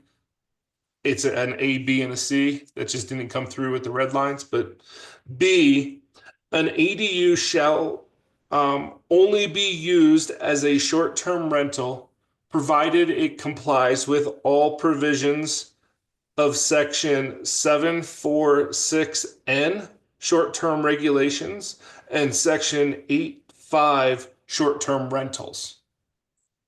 And then we clarify what we want in those. Correct. I'm good with that. I'm good with it. Me too. Yep, that'll work. When would we change the short term? Is that? I mean, when would that happen? As quickly as possible. Agreed. After we finish solving the affordable housing section. That's another piece in the puzzle. This is just one. Indeed. Is anyone prepared to make this motion? I would say so moved. I don't think we quite have the motion. I think he just added a part of it. Oh, okay. So I think we need to make the motion and then refer to what TJ just said as the amendment, as opposed to what's written in the motion that was on TJ's share screen that he may put up again for us. Yeah, TJ, if you put it up, I'll move. I think It's different than what was in the packet, I believe. Maybe it was just the amendment that was different. Yep. Yeah, so go ahead, John, if you want to, and then refer to the amendment being what he said. So I think it would be something like, I move to approve the ordinance number 03-2024, an ordinance in the town of Ridgway, Colorado, amending section 74 zoning regulations of the Ridgway Municipal Code regarding accessory dwelling units with the amendment that TJ had mentioned prior. That works. I'll second. Yep. Jack seconded it. And a roll call vote, please. Sure. Commissioner Foister, Definitely yes. Lisk, Aye. Nelson, Aye. Petroselli, Aye. Mayor Pro Tem Meyer, Aye. Mayor Clark, Aye. Chairperson Montague. Aye. Yes. Motion passes unanimously. Thank you, everyone, for your input and your patience. Yay. Go team. The work is never done though. Well, and thanks for speaking up and being involved, before it actually happened, as opposed to coming in here with pitchforks, after we. You'll notice there's a lot of us remote this week. And no cameras on. You could smell the smoke from there. Yeah, so now we're gonna solve the affordable housing problem next, if anyone wants to stay. Let me get to my agenda. Let's see. So now we're going into works, thank you. Now we're going into work Thanks, everybody. session, affordable housing, work session discussion about potential amendments to the Ridgway Municipal Code section 7-7 for affordable housing. And I believe that Angie has a presentation for us with a lot of information. Yeah. I'm just trying to figure out how to. Down at, make it the full screen. Here it is. There you go. Let me make sure the clicker works. There you go. So a reminder, I guess, that our directive for this was to create a group learning opportunity. And get a shared understanding of the fundamentals and to provide some more peer community examples too. 1 second. Can everybody on Zoom hear clearly? Yes, thank you. Yes. Yep. Right. Okay. So I'm gonna go over some basics, hopefully quickly. And yeah. So I've included the standard definition for affordable housing here, which is simply a ratio of a household income. Affordable means that the household pays no more than 30% of their income toward housing costs. Since it's income-based, every housing unit is affordable to someone. When housing costs exceed 30% of the income of the household, then the household's considered housing cost burden. When housing costs exceed 50% of the income, the household is considered severely cost burdened. And then we also define affordable housing in our code as a dwelling unit that is restricted in perpetuity to occupancy by individuals meeting the income limitations and occupancy standards as established from time to time by the town. So occupancy standards are typically requirements for primary residency and local employment. And that's gross income, yes? Yes.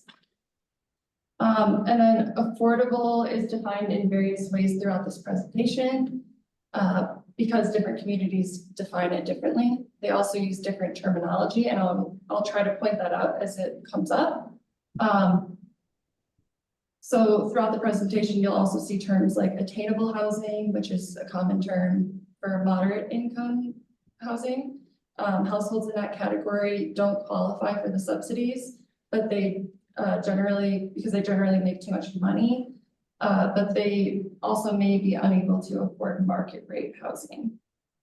And then of course, workforce housing, we're all familiar with that. It's attainable at wages that are typical to the area's workforce, and they're meant to house employees working in the region. And then there's also employee housing, which is linked to your job, yes? Employee housing, how we have it defined in the code, is like linked to the job and property that your job is at. They actually have it defined as on-site, I think. But I can check that. I think you're right. Yeah. So where it's needed, we define affordable housing further in our code.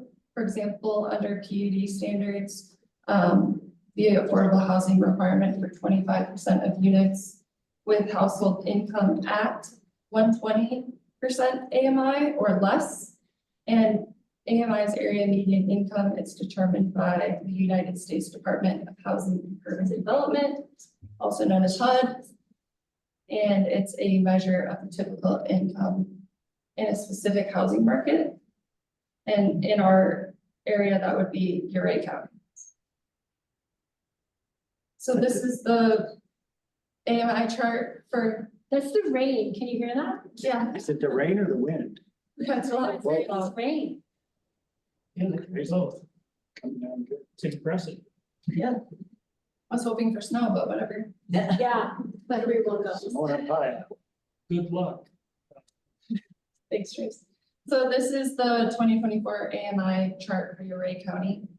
It's also included in your packet as Appendix B if you want to take a closer look. So the income limits and maximum rents defined in the chart are determined by both the percent of the area median income that's highlighted that a household earns and the number of persons making up the household or the type of unit. So an important concept is that there's this spectrum of housing. It's called the housing continuum. In general, Ridgway is only serving the population with the higher end, top end of the spectrum. So we mostly have market rate housing, and then we have some subsidies for homeownership for like a middle income range, and some subsidized rental options for incomes under 80% area median income. This is another way to look at the housing continuum. This is something that the Colorado Housing and Finance Authority, CHFA, created. And it also shows some of the employment wages for Colorado essential workforce and where they might fall on the spectrum. And it's important to keep in mind right here that Ridgway County area median income is actually lower than that of Colorado as a whole. And then another term that everyone seems to be getting familiar with is missing middle. And that's the middle income group that isn't being served by the market and is also not entitled to subsidies. So the missing middle can also refer to the types of housing that would generally serve that middle income population. Like townhomes, duplexes, triplexes, fourplexes, or similar. So I'm gonna go over some peer communities. I have a lot in here, and we're gonna look very broadly at these. I'm also gonna give some housing authority examples because I think it's helpful to see some common themes as I move through these. Gunnison Valley Housing Authority handles coordination between the communities along Highway 135 in the Gunnison Valley, the greater county, and the city of Gunnison. In 2019, they conducted a housing plan that set a shared goal of 375 new homes by 2024 for all of its communities.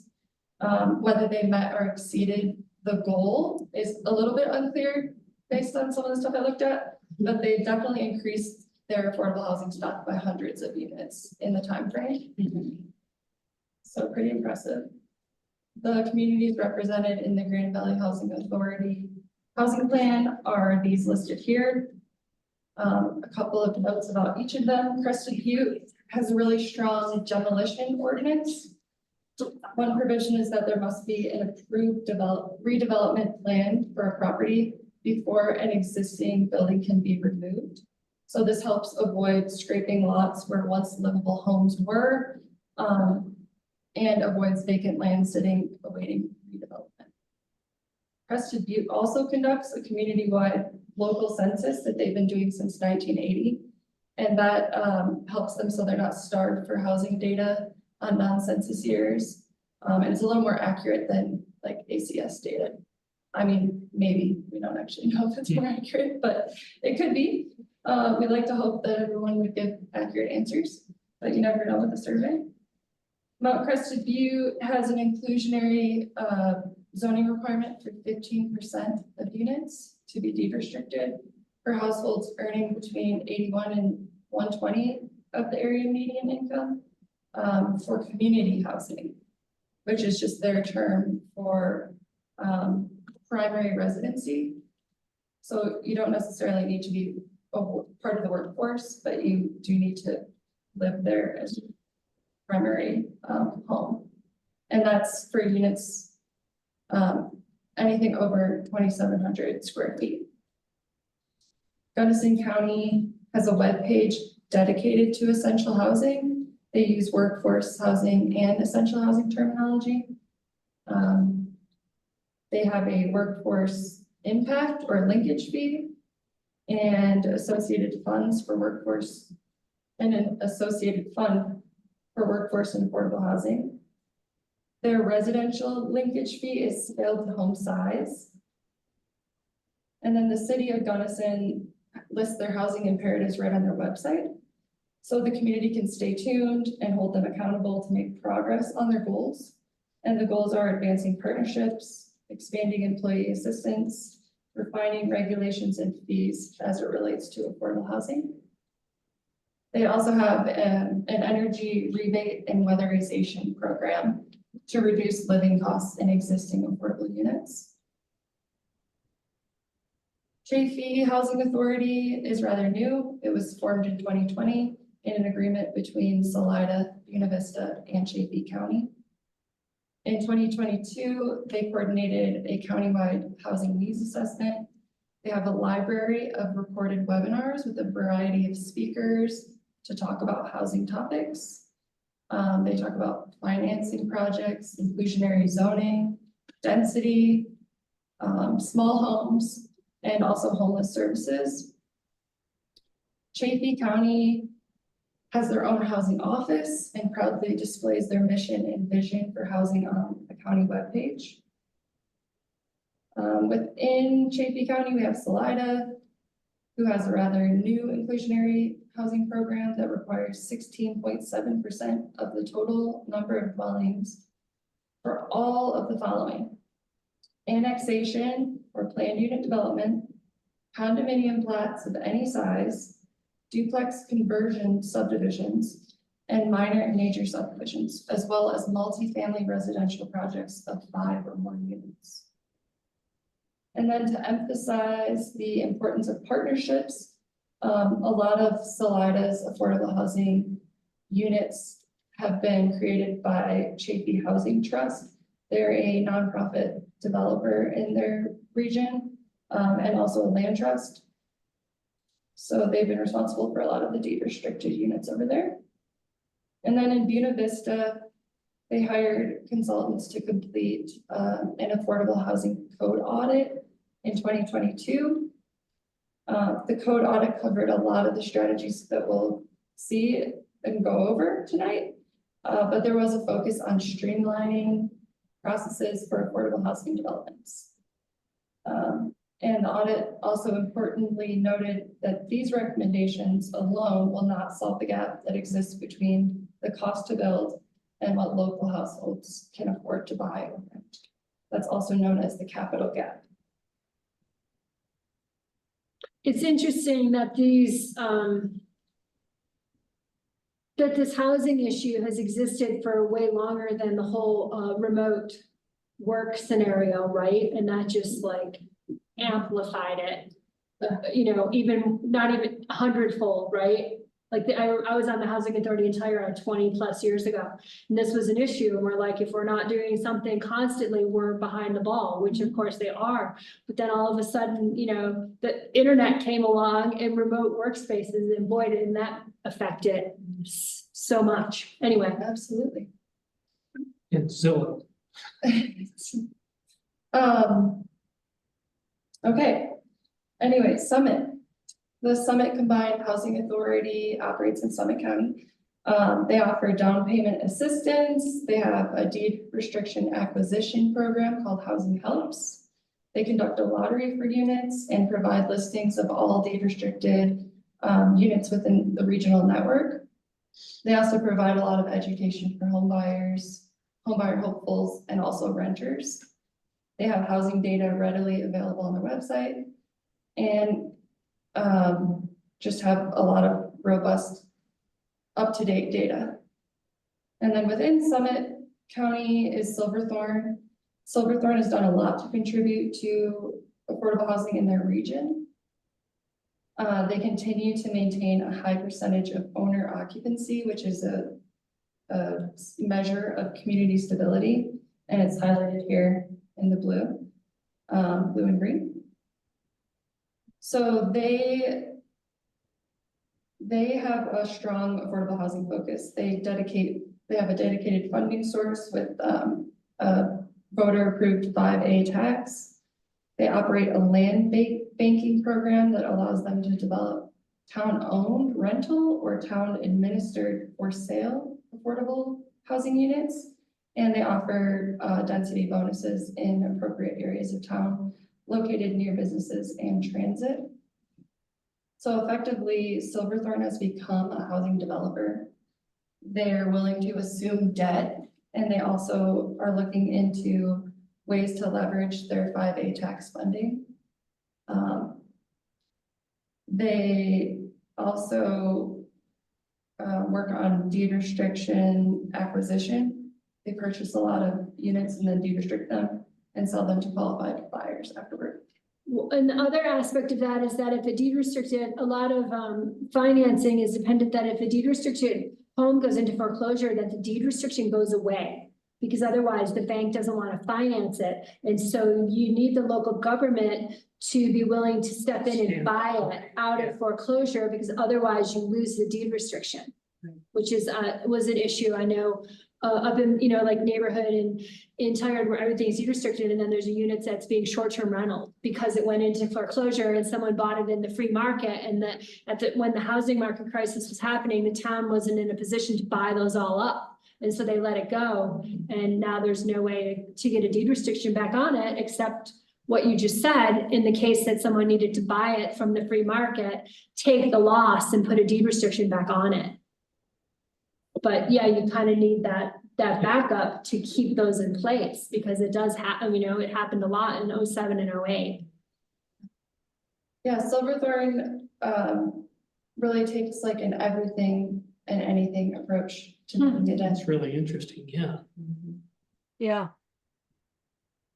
Housing Eagle County, and if you want me to skip through some of these, I'm happy to, is the Housing and Development Authority for Eagle County, responsible for administration, community engagement.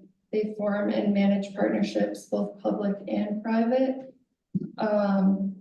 sector, and they exist to serve all residents along the housing continuum. So they have anything from homeless service to a lease to locals program that incentivizes local landlords to lease to locals. They provide loans for ADU construction. They have a loan program for renters. They have down payment assistance loans, and they also do a deed restriction incentive program that has cash contributions to deed restrict market rate homes.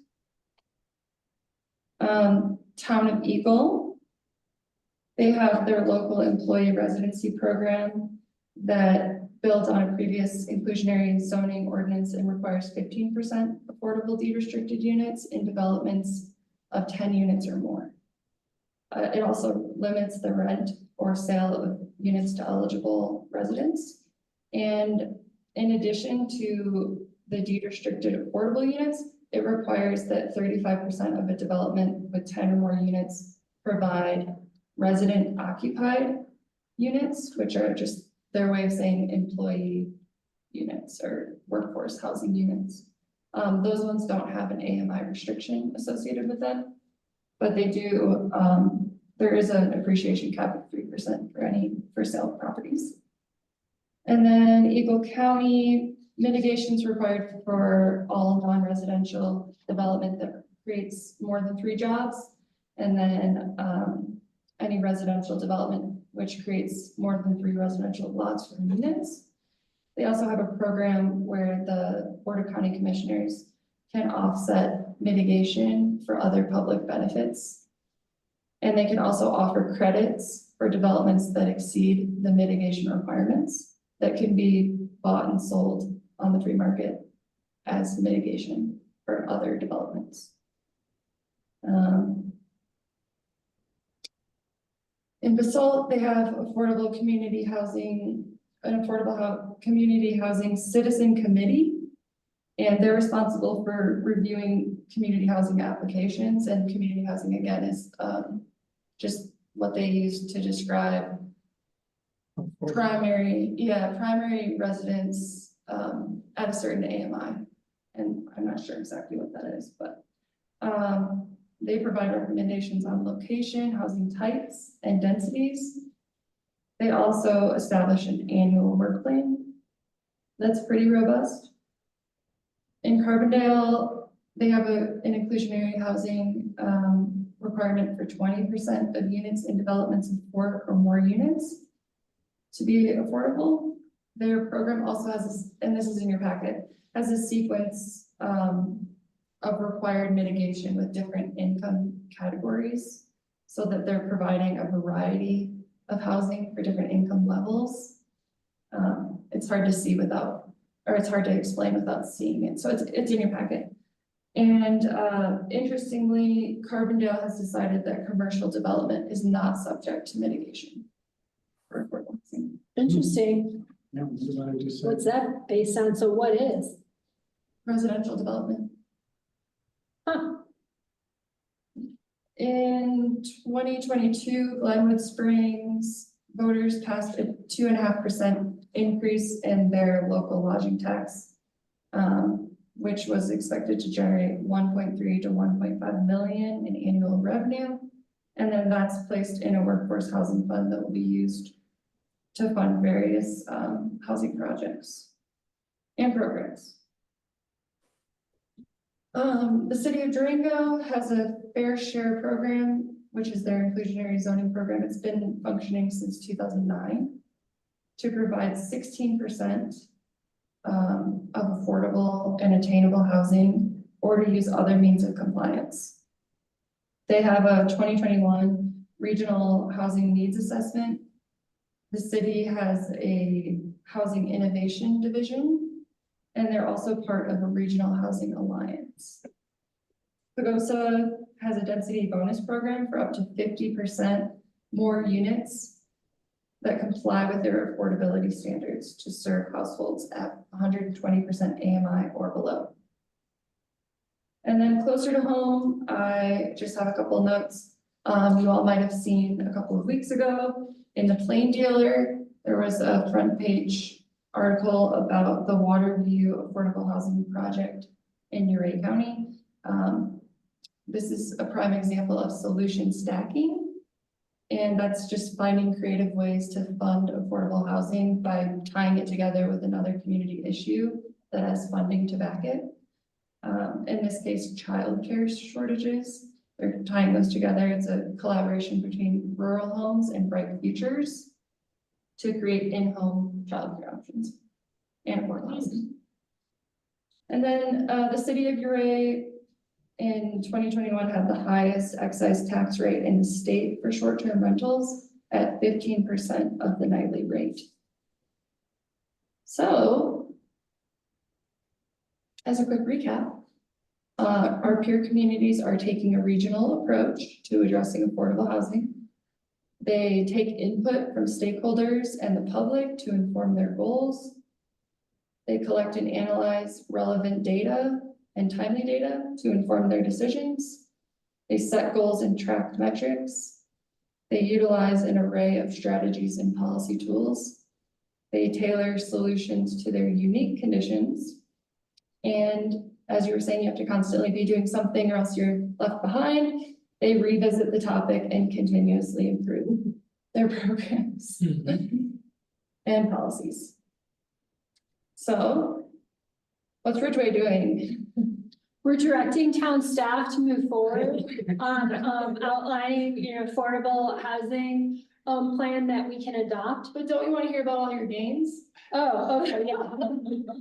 This wasn't a question. I went too soon. It was a question. It had the question. A little too soon, but I'm there with you. I think that's we'll wrap up the presentation, but I'll say it again in a few minutes. yeah, I think I'll go over this just quickly. No, do. If you don't mind, because I'm really impressed when I compiled this section. It was the question mark that threw me. Yeah, sorry. Those are just the section breaks. Okay. So, Ridgway's been doing a lot in housing planning, been doing a lot for years.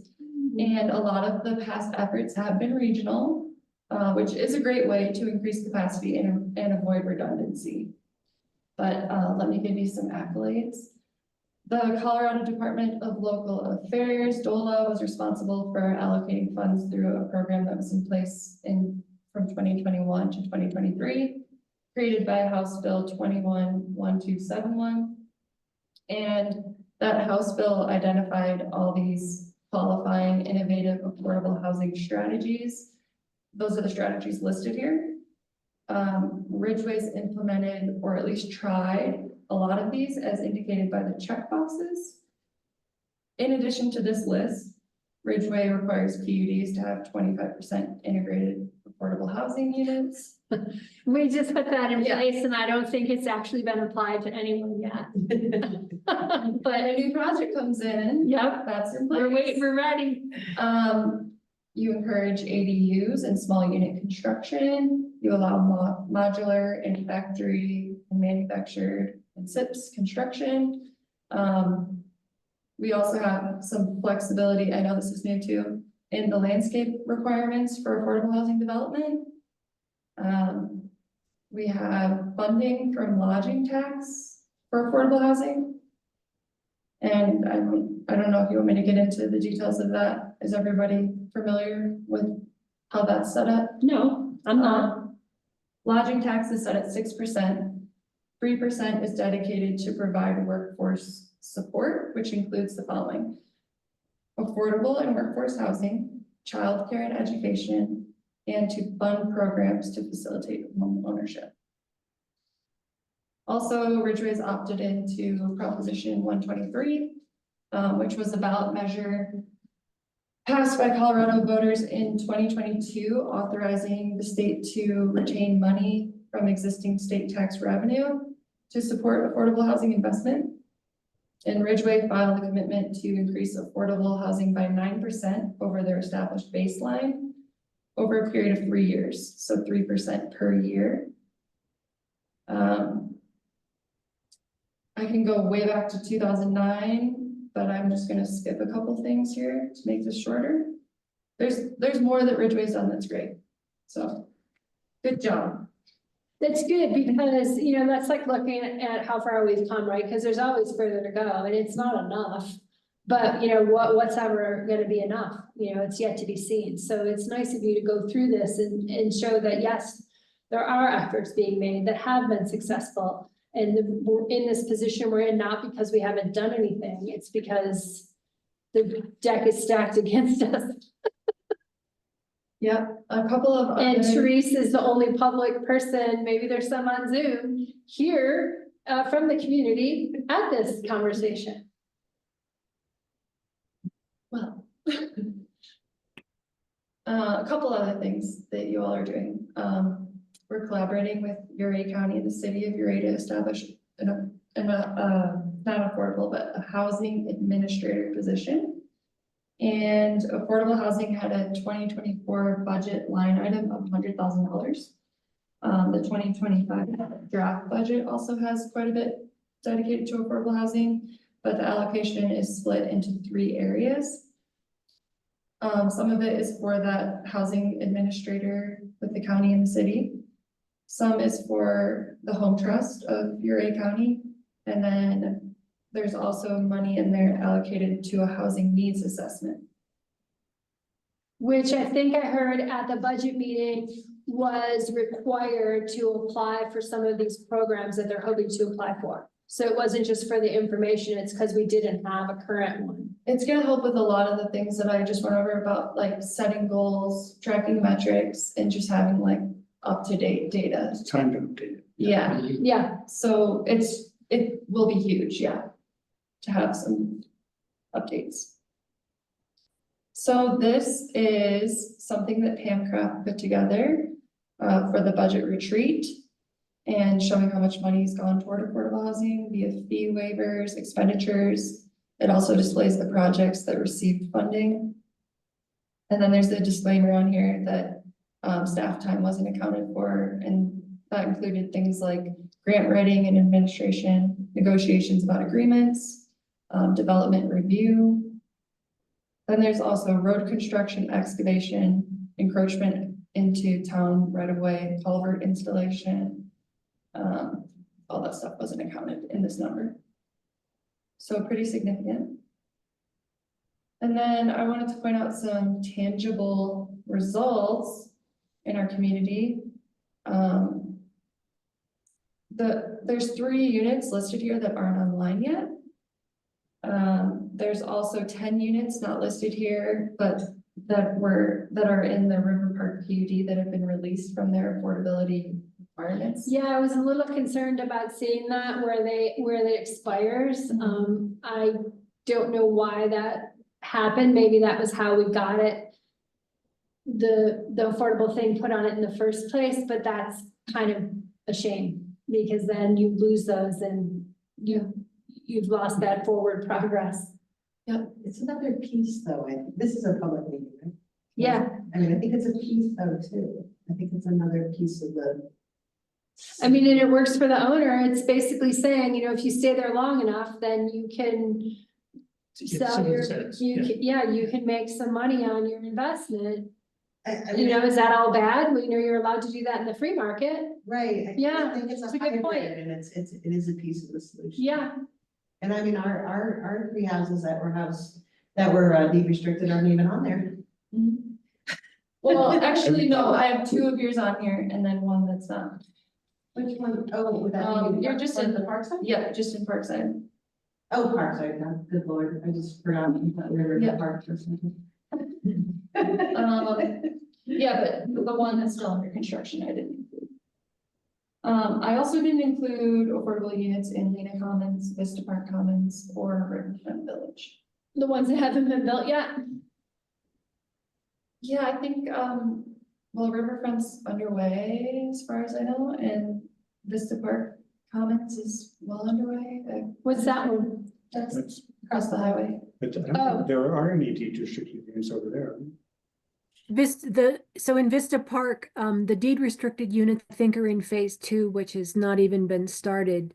Okay. No, we're talking about two different things. No, I'm talking about Vista Park. That's what Vista. Yeah. Park is here on. Down, across the highway. Oh, Vista Park is on the other side of the highway. This is the one where they haven't been started. I think she's saying both. Oh, yeah. I didn't think there were any.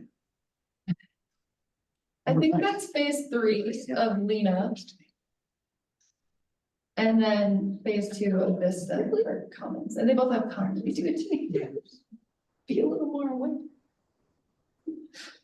All right, so anyways, those are the things that are in the pipeline. They're not included on this breakdown, but they're important to know about, and it still shows really good progress to have 90 bedrooms of affordable housing in between 53 units. And 30 of those are rental in the space to create building. And 23 which were for purchase that are now serving qualified owners. Just a note on space to create. They were constructed using a 9% low income housing tax credit. And it's the first low income housing tax credit project in Uray County. So there's more information about that in your packet.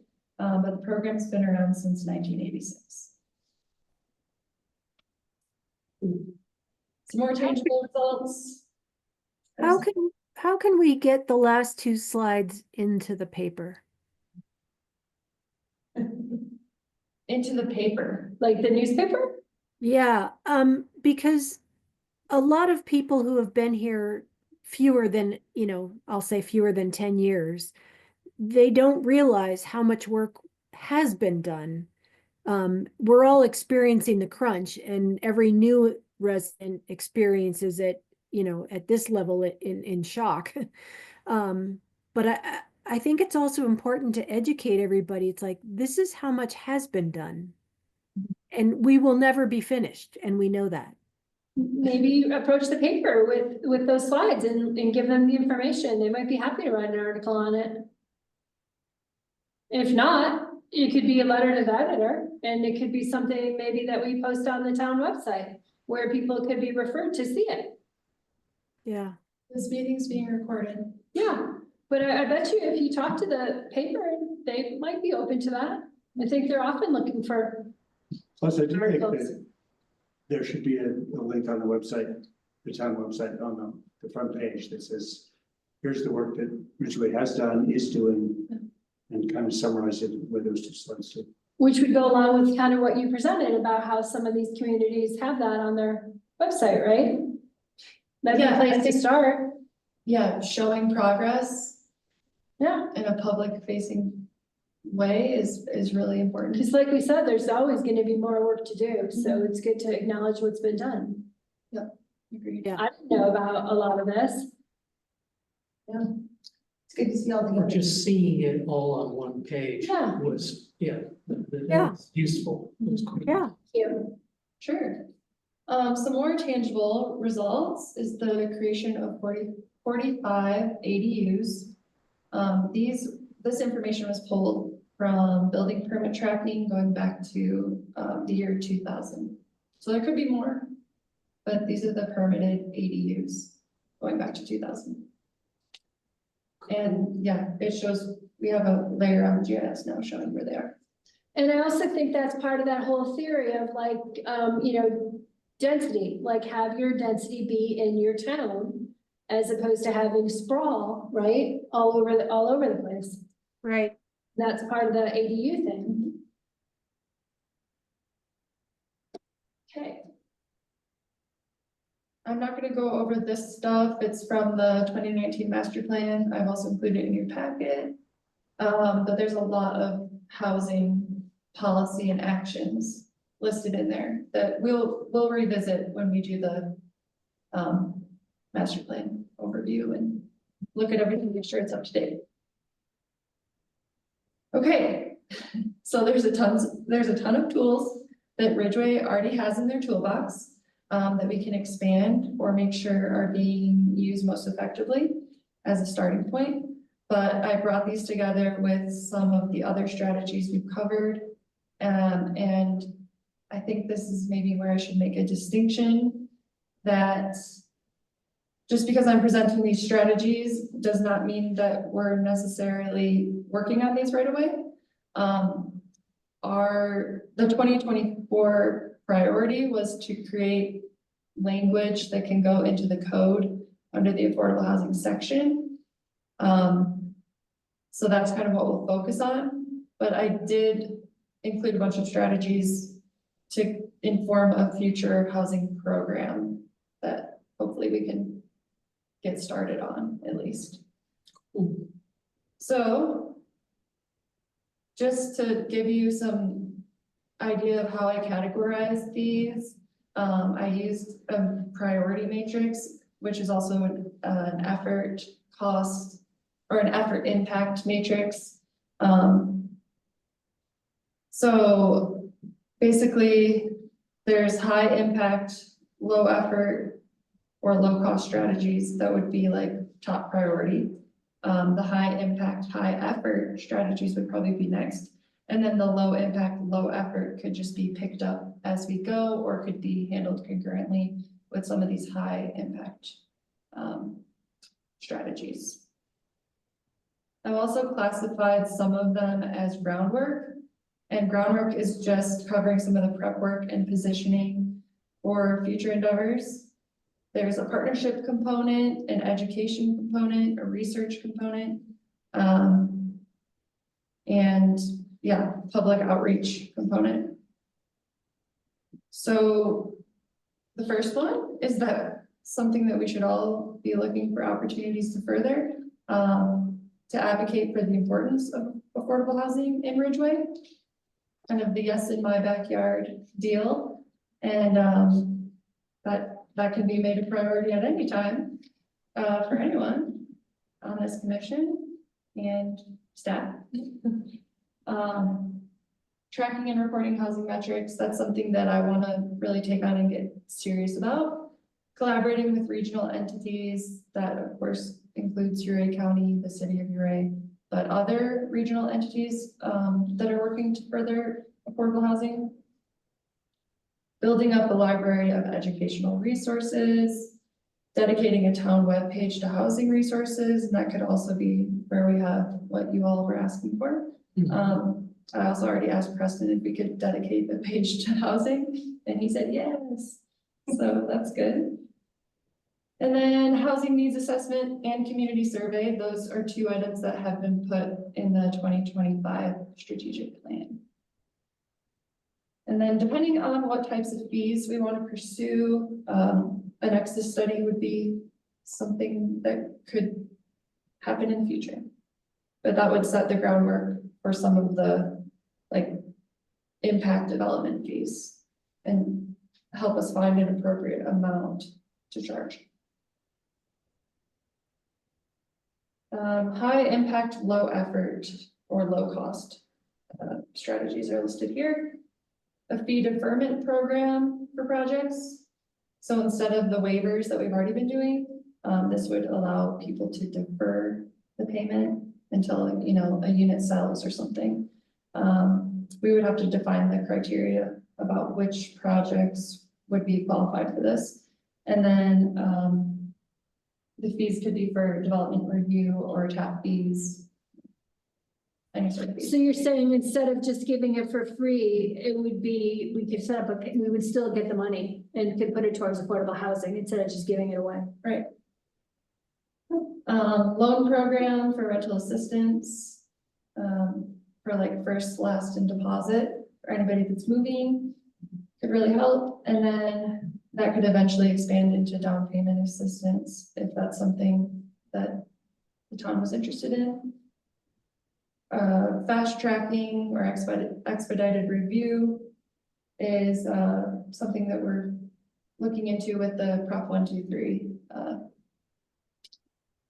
opt-in. And we did that with the Wetterhorn, or we at least tried to help them move quickly through the process because it was affordable housing. Okay. And also didn't require them to pave the streets, which is normally required of new development because it was affordable housing. Yeah, but putting these things in the code where appropriate, and then also creating programs where it's not appropriate to put them in the code is just important. It's just important to have it written down, basically. Sure, sure. And even having, like you said, in the numbers that Pam gave you, it didn't show what was contributed, like what the cost was of the culvert that was done by the town to help with affordable housing project. Like it'd be helpful to be tracking that stuff and have those numbers, even if it's not a fee deferment, but at least be able to put that towards, you know, what we've contributed to affordable housing. Something that came up for ADUs initially, I think with your conversation, was creating a permit ready program for ADUs and maybe having like a couple of units, Or plans. Right. created. Yeah, and we kind of went around on what the square footage should be of those units. And then I don't know that we went further to say, okay, I mean, I guess we have to put the ordinance in place, but how does that happen? How do we create those Right. Designs? Who does that, you know? Yeah. Create something that works everywhere. And this very easily could have made it into the high impact, high cost, or high effort area, but I kept it here because it's something that you all have already talked about and kind of agreed upon, and I'm sure there's probably some funding out there available to get something like this in place. And then is everyone kind of familiar with the idea of naturally occurring affordable housing? It's becoming not a real thing in Colorado because there's not very many like modest older homes that are still considered affordable. But the idea is that they are these modest sized older units that haven't been updated with trendy fixtures and whatnot to make them more expensive. So there's a couple of ways to like hold on to naturally occurring affordable housing in a community that I think are worth noting here. One is that demolition ordinance, disincentivizing demolition or requiring that there's a redevelopment plan in place before a unit that's livable can be demolished. So in other words, sort of an anti-scrape off. Yeah. Right. And then rehab and retrofitting, there's all sorts of programs for that. And also energy efficiency rebates to make the units just affordable for whoever's living there. Maybe their bills go down a little bit. Okay, oops. So these are some of the low impact, low effort, or low cost strategies. So performing a data review, figuring out what information we don't have would be really helpful. And figuring out what we do have would be great too. But that's sort of a starting point for setting goals and prioritizing when it comes to housing. And then community outreach materials, that this stuff's also, like I mentioned, can be concurrent to some of the bigger pieces. So like community outreach would be important if we were implementing an inclusionary zoning ordinance or something like that. We'd want feedback from the development community to make sure it's right sized for us. And it doesn't have like a chilling effect on development. So continuously monitoring funding opportunities, utilizing RGIS more effectively, clarifying different things in the Ridgway Municipal Code, and connecting with realtors and the development community are all these like low impact, low effort strategies. And then some of the high impact, high effort, or high cost strategies are financial incentives.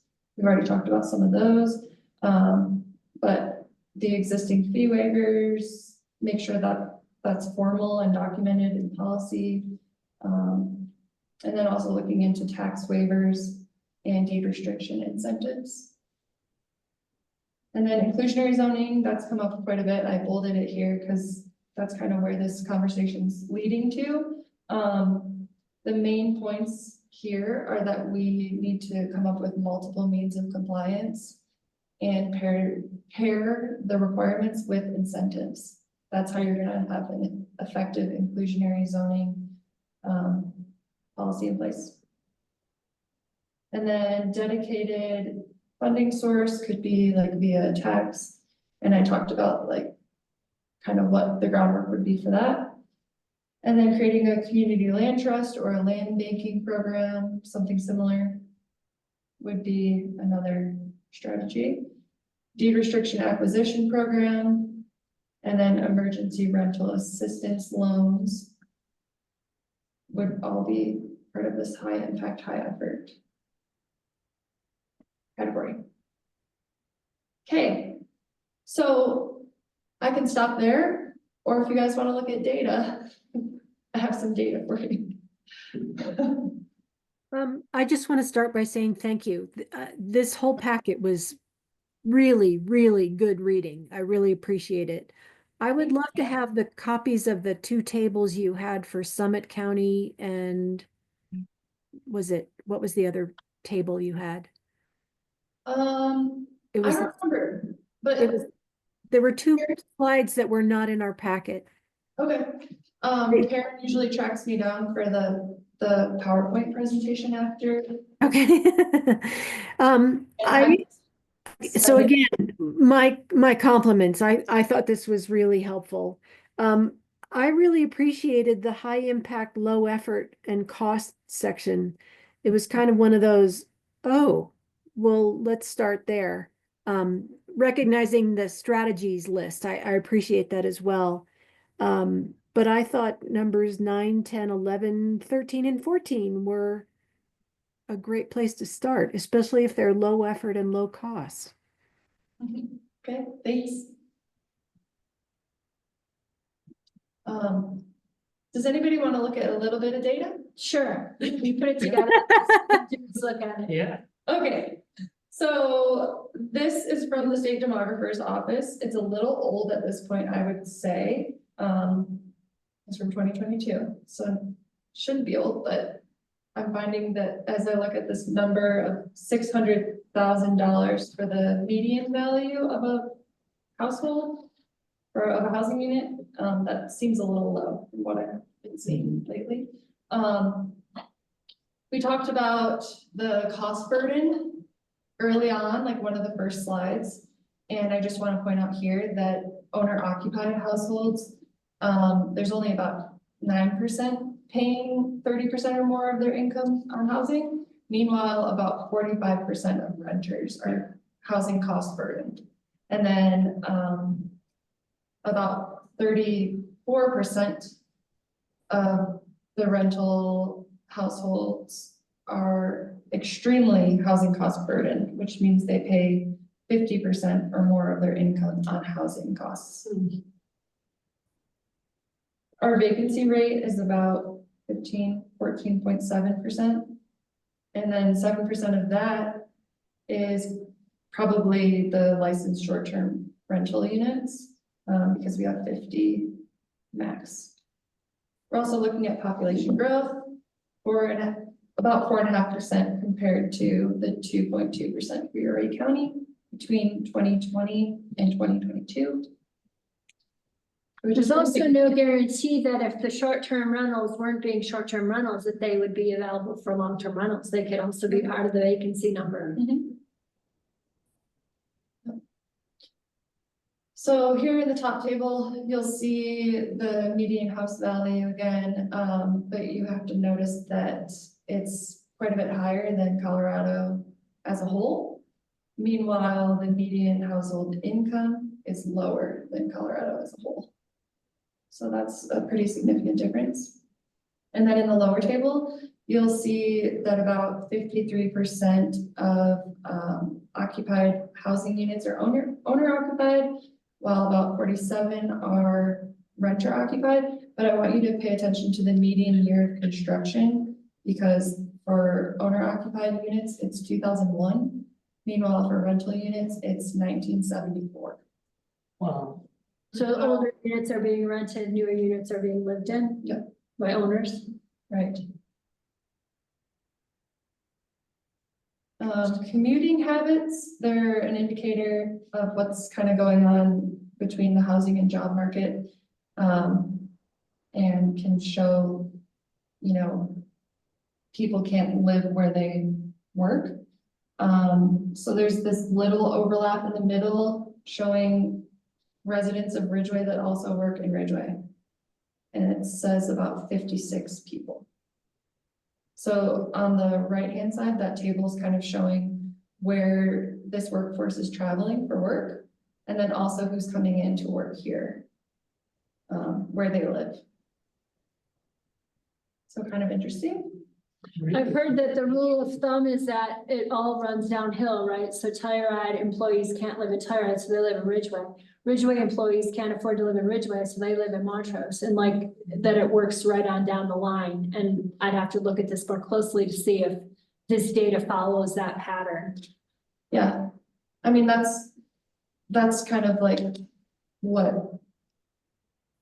the Roaring Fork Valley also like claims, but I don't know if it's actually perfectly accurate. Yeah, it is. Yeah. And it would be interesting to know with all the development that has happened in the last 5 to 10 years, have these numbers changed at all? When are these numbers from? 2022. That's pretty recent. Yeah. But things have housing, changed, the housing values have almost doubled. Yeah. since Definitely. that time. Yeah. Also, Wedderhorn came in, and I mean, that's a big Yeah. number. Yeah. But really good data, which I guess. Yeah. Yeah, I'd love to have you just send us that. Just, Okay. Just Sure. the data. I'd like to spend a little time looking at that. Yeah, the state demographer has like a whole profile that I could actually send you if you're interested in it. Yeah, Yeah. Yeah. please. Cool, so that pretty much concludes my presentation. I have like a couple of slides depending on what everybody's feeling. But I also have some homework for everyone. So I mentioned in the presentation, Chafee Housing Authority has really good recorded webinars that are like resources on their website. This is a virtual summit that they did about inclusionary zoning. So it's a panel discussion. Someone from Chafee is leading the panel and asking the questions of a couple of people that have had a lot of experience working with inclusionary zoning. And I think this is really beneficial to watch, but I did give you kind of the main highlights from it, which are, if we're going to do inclusionary zoning, we need to pair it with incentives, and we also need to have multiple means of compliance. But this also has some really important like unintended consequences and things related to that to make sure that we're right sizing this. So if you want to scan it, you're welcome to. I can also send it to you. And there's a link for anybody that's virtual. Yeah, the link's not live. No, oh, sorry. You can scan it, or let me just send it to you. I think that's Yeah, fine. that'd be great. I don't want to watch it on my phone. I'd rather watch it on my laptop. Okay, totally fair. So,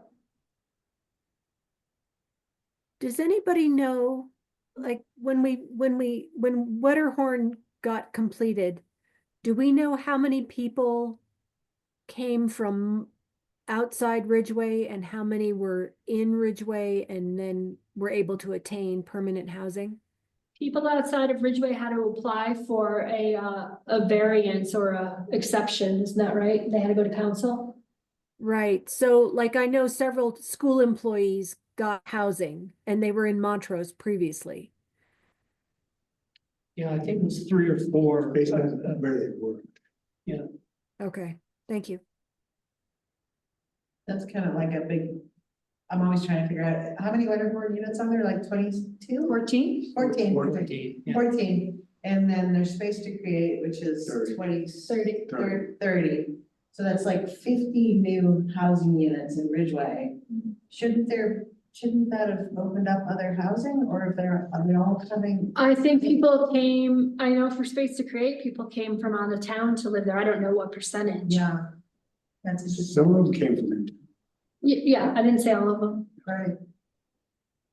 Yeah, it just seems like, 50 units, it should make and it's I a think there's a vacuum. I vacuum. think I mean, Yeah, People are gonna keep coming, right? somebody, if, for instance, Kip Jenkins, our other boy, he lived somewhere else, he got a space, he got a unit, space to create, somebody took his, wherever he lived before, snapped it up, I'm sure. right, hopefully it didn't turn into a short-term rental.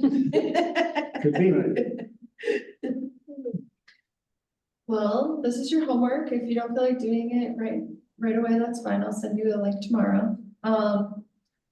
But now that we're on the same page with some of the concepts and strategies and what Ridgway's already done, I think the next step is for me to come back to you at our December meeting, whenever that is. Which might be in January. We'll have that discussion tonight. Okay. Unless we want to come on New Year's Eve. With, you all, anyways, and present some code language for you to react to. Sure. I mean, I think it's gonna be like initial inclusionary zoning code language, which is why this homework would be important. If you don't want to watch the whole thing, because it is long, I also have some important time stamps. How long? It's an hour and a half. So I have like, here, if I escape, I actually wrote down like the timestamps of the parts that I found most worthwhile for you all to consume. If anybody wants that information, I can send.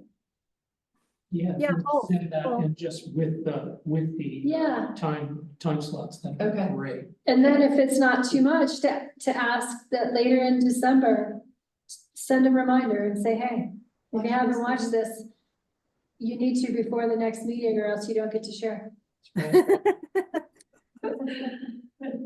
Okay, well,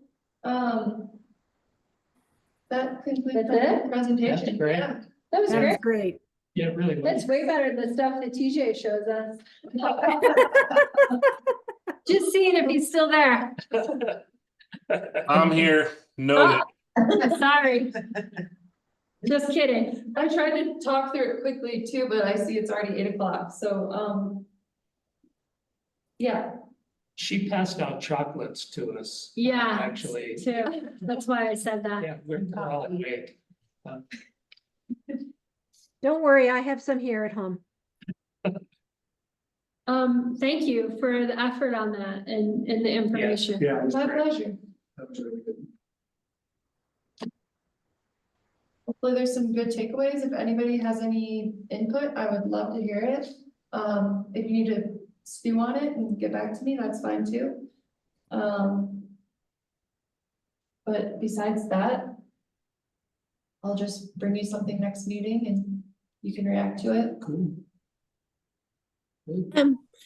I had something to say. I just noticed that the Ridgway list did not include stuff like programs or emergency rental assistance or affordable housing credit program. How do we start doing something like that? It's a good question. Well, we need some money in place to do it. Those are one of the high cost ones, I believe. Right, and I know that Waterhorn did a down payment assistance or financing program, but that wasn't the town. Yeah, he contributed 50 grand to Home Trust to do a down payment assistance. I don't think anybody else ever contributed anything to it, but that's something we should, I mean, the Home Trust is a very important part of this puzzle. Mhm. And we should encourage them to build on their down payment assistance program. for Yeah. sure. There's a ton of, I mean, I have another slide.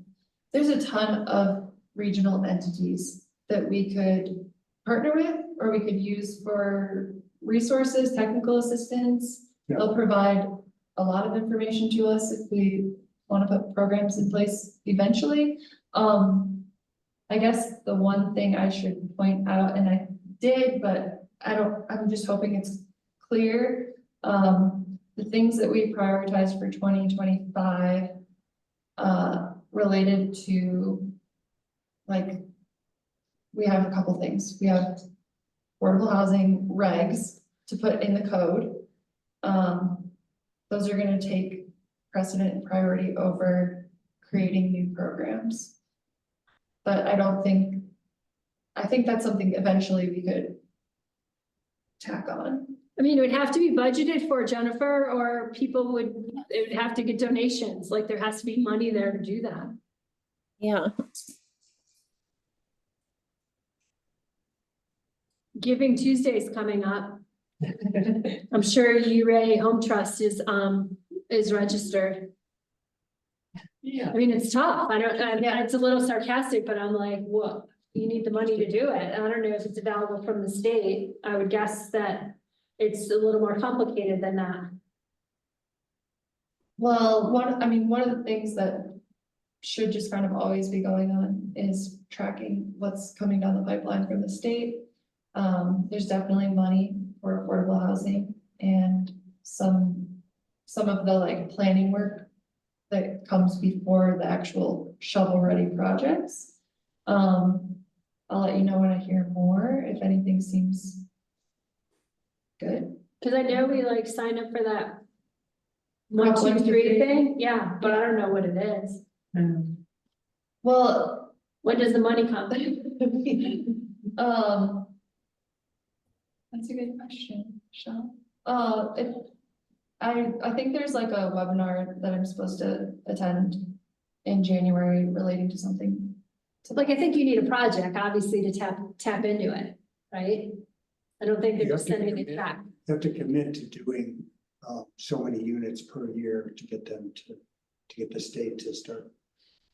First, you have to complete some units, then if you commit to doing more, then the funding starts coming to the state. Yeah, we filed a commitment for 9% above our baseline. That's also on file with them. I think it's gonna come at us in a variety of ways, but CHAPA, who's listed here, and then DOLA's Department or Division of Housing, and also OEDIT, which is it's gonna escape me because it's an acronym. Office of Office Economic of Development. Economic- and Oh, Hillary. International Trade. Thank you. Hillary, up in Tyra, just used to be a county commissioner, and now she's in that office, correct? Yep, she's working on the house. So, You want to learn about Prop 123, you can talk to her. Okay. So OEDIT and CHAPA are the two entities that are administering all the money that's coming from Prop 123. Mhm. So talking with them or getting further information or assistance from them would be the way to go. In short, it says the initial step in qualifying for access to these funds is a local government affordable housing commitment, which includes a requirement to increase existing affordable housing units by 3% a year in an expedited review process for affordable housing developments.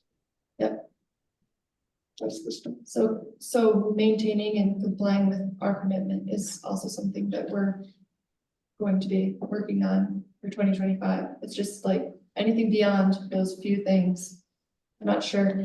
So for Ridgway, that's like encouraging, incentivizing others to do it, right? Because Ridgway town is not building any housing. It's for the town to work with others to do it, yeah. Right. Great. Okay, Cool. I'll stop sharing. So before we go to approval from minutes, just wanted to talk to everybody about the December meeting. Our planning meeting would fall on New Year's Eve, which I don't have any other plans, so it'd be fine with me, but I'm sure somebody has plans. Bill, you have plans?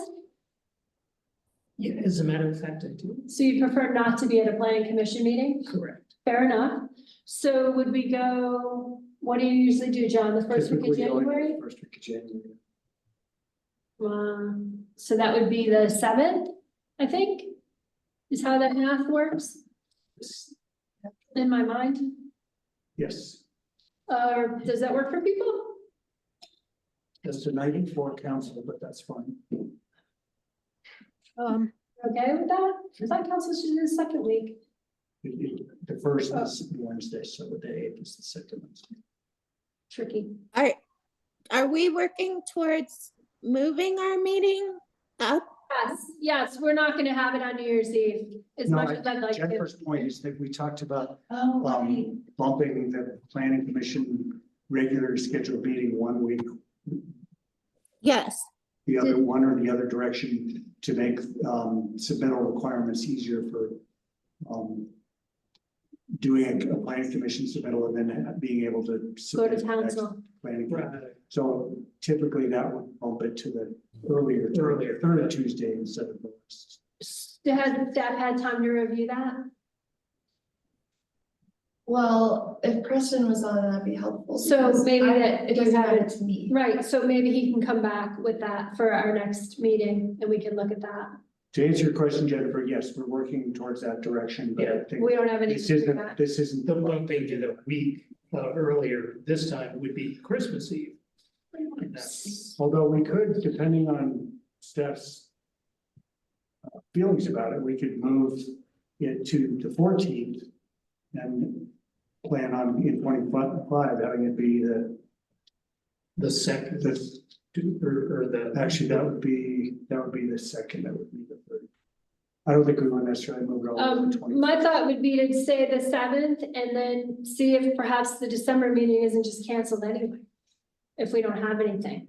So we don't have any land use, we don't have any land use applications right now Okay, for So we- the next meeting. We could just. So we can dedicate it to housing, if you want to talk more about housing. We also need to make sure we cancel the December 3rd, because I covered what I needed to cover. okay, so we had a hold on December 3rd for housing and we're not having that meeting next week. Everybody got good with that? Got it. President's got a hold for us and we don't need it because we just did that work. Actually, it's a calendar invite from Preston, so if he rescinds that, it will come off on the calendar, unless you put it on yourself. You follow me? Yep. Everybody's Everybody's good, everybody understands we're not having a meeting. Right. Yeah, so Good. Preston just needs to Uninvited. cancel. Okay, Does January 7th work for everybody for Just for me. a potential meeting? Yeah, That'd work. I'll be out of town, but I can attend. and so will you check with Preston and see if we're moving from the last Tuesday of the month in the new year? sure. So theoretically, that would move us to the 14th. Would actually move us to the 21st for the regular meeting, Okay, but I'm not sure we'll do that in January. It may just start in February okay, for Preston to think about. okay. So currently we're looking at January 7th and the 28th for a regular meeting unless we hear otherwise on moving the 28th a week earlier. Correct. Everybody's good on that? Yes. Okay, so next I need a motion to approve the minutes from, So moved. Second. was anyone not here?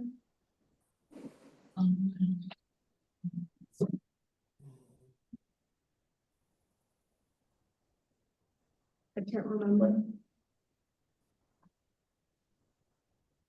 It all blurs together. Oh, I- yeah, I'm here. Everybody was here? Mhm. So I guess we need a roll call vote since we're not all here in person this week. Okay. Okay, we're approving the minutes.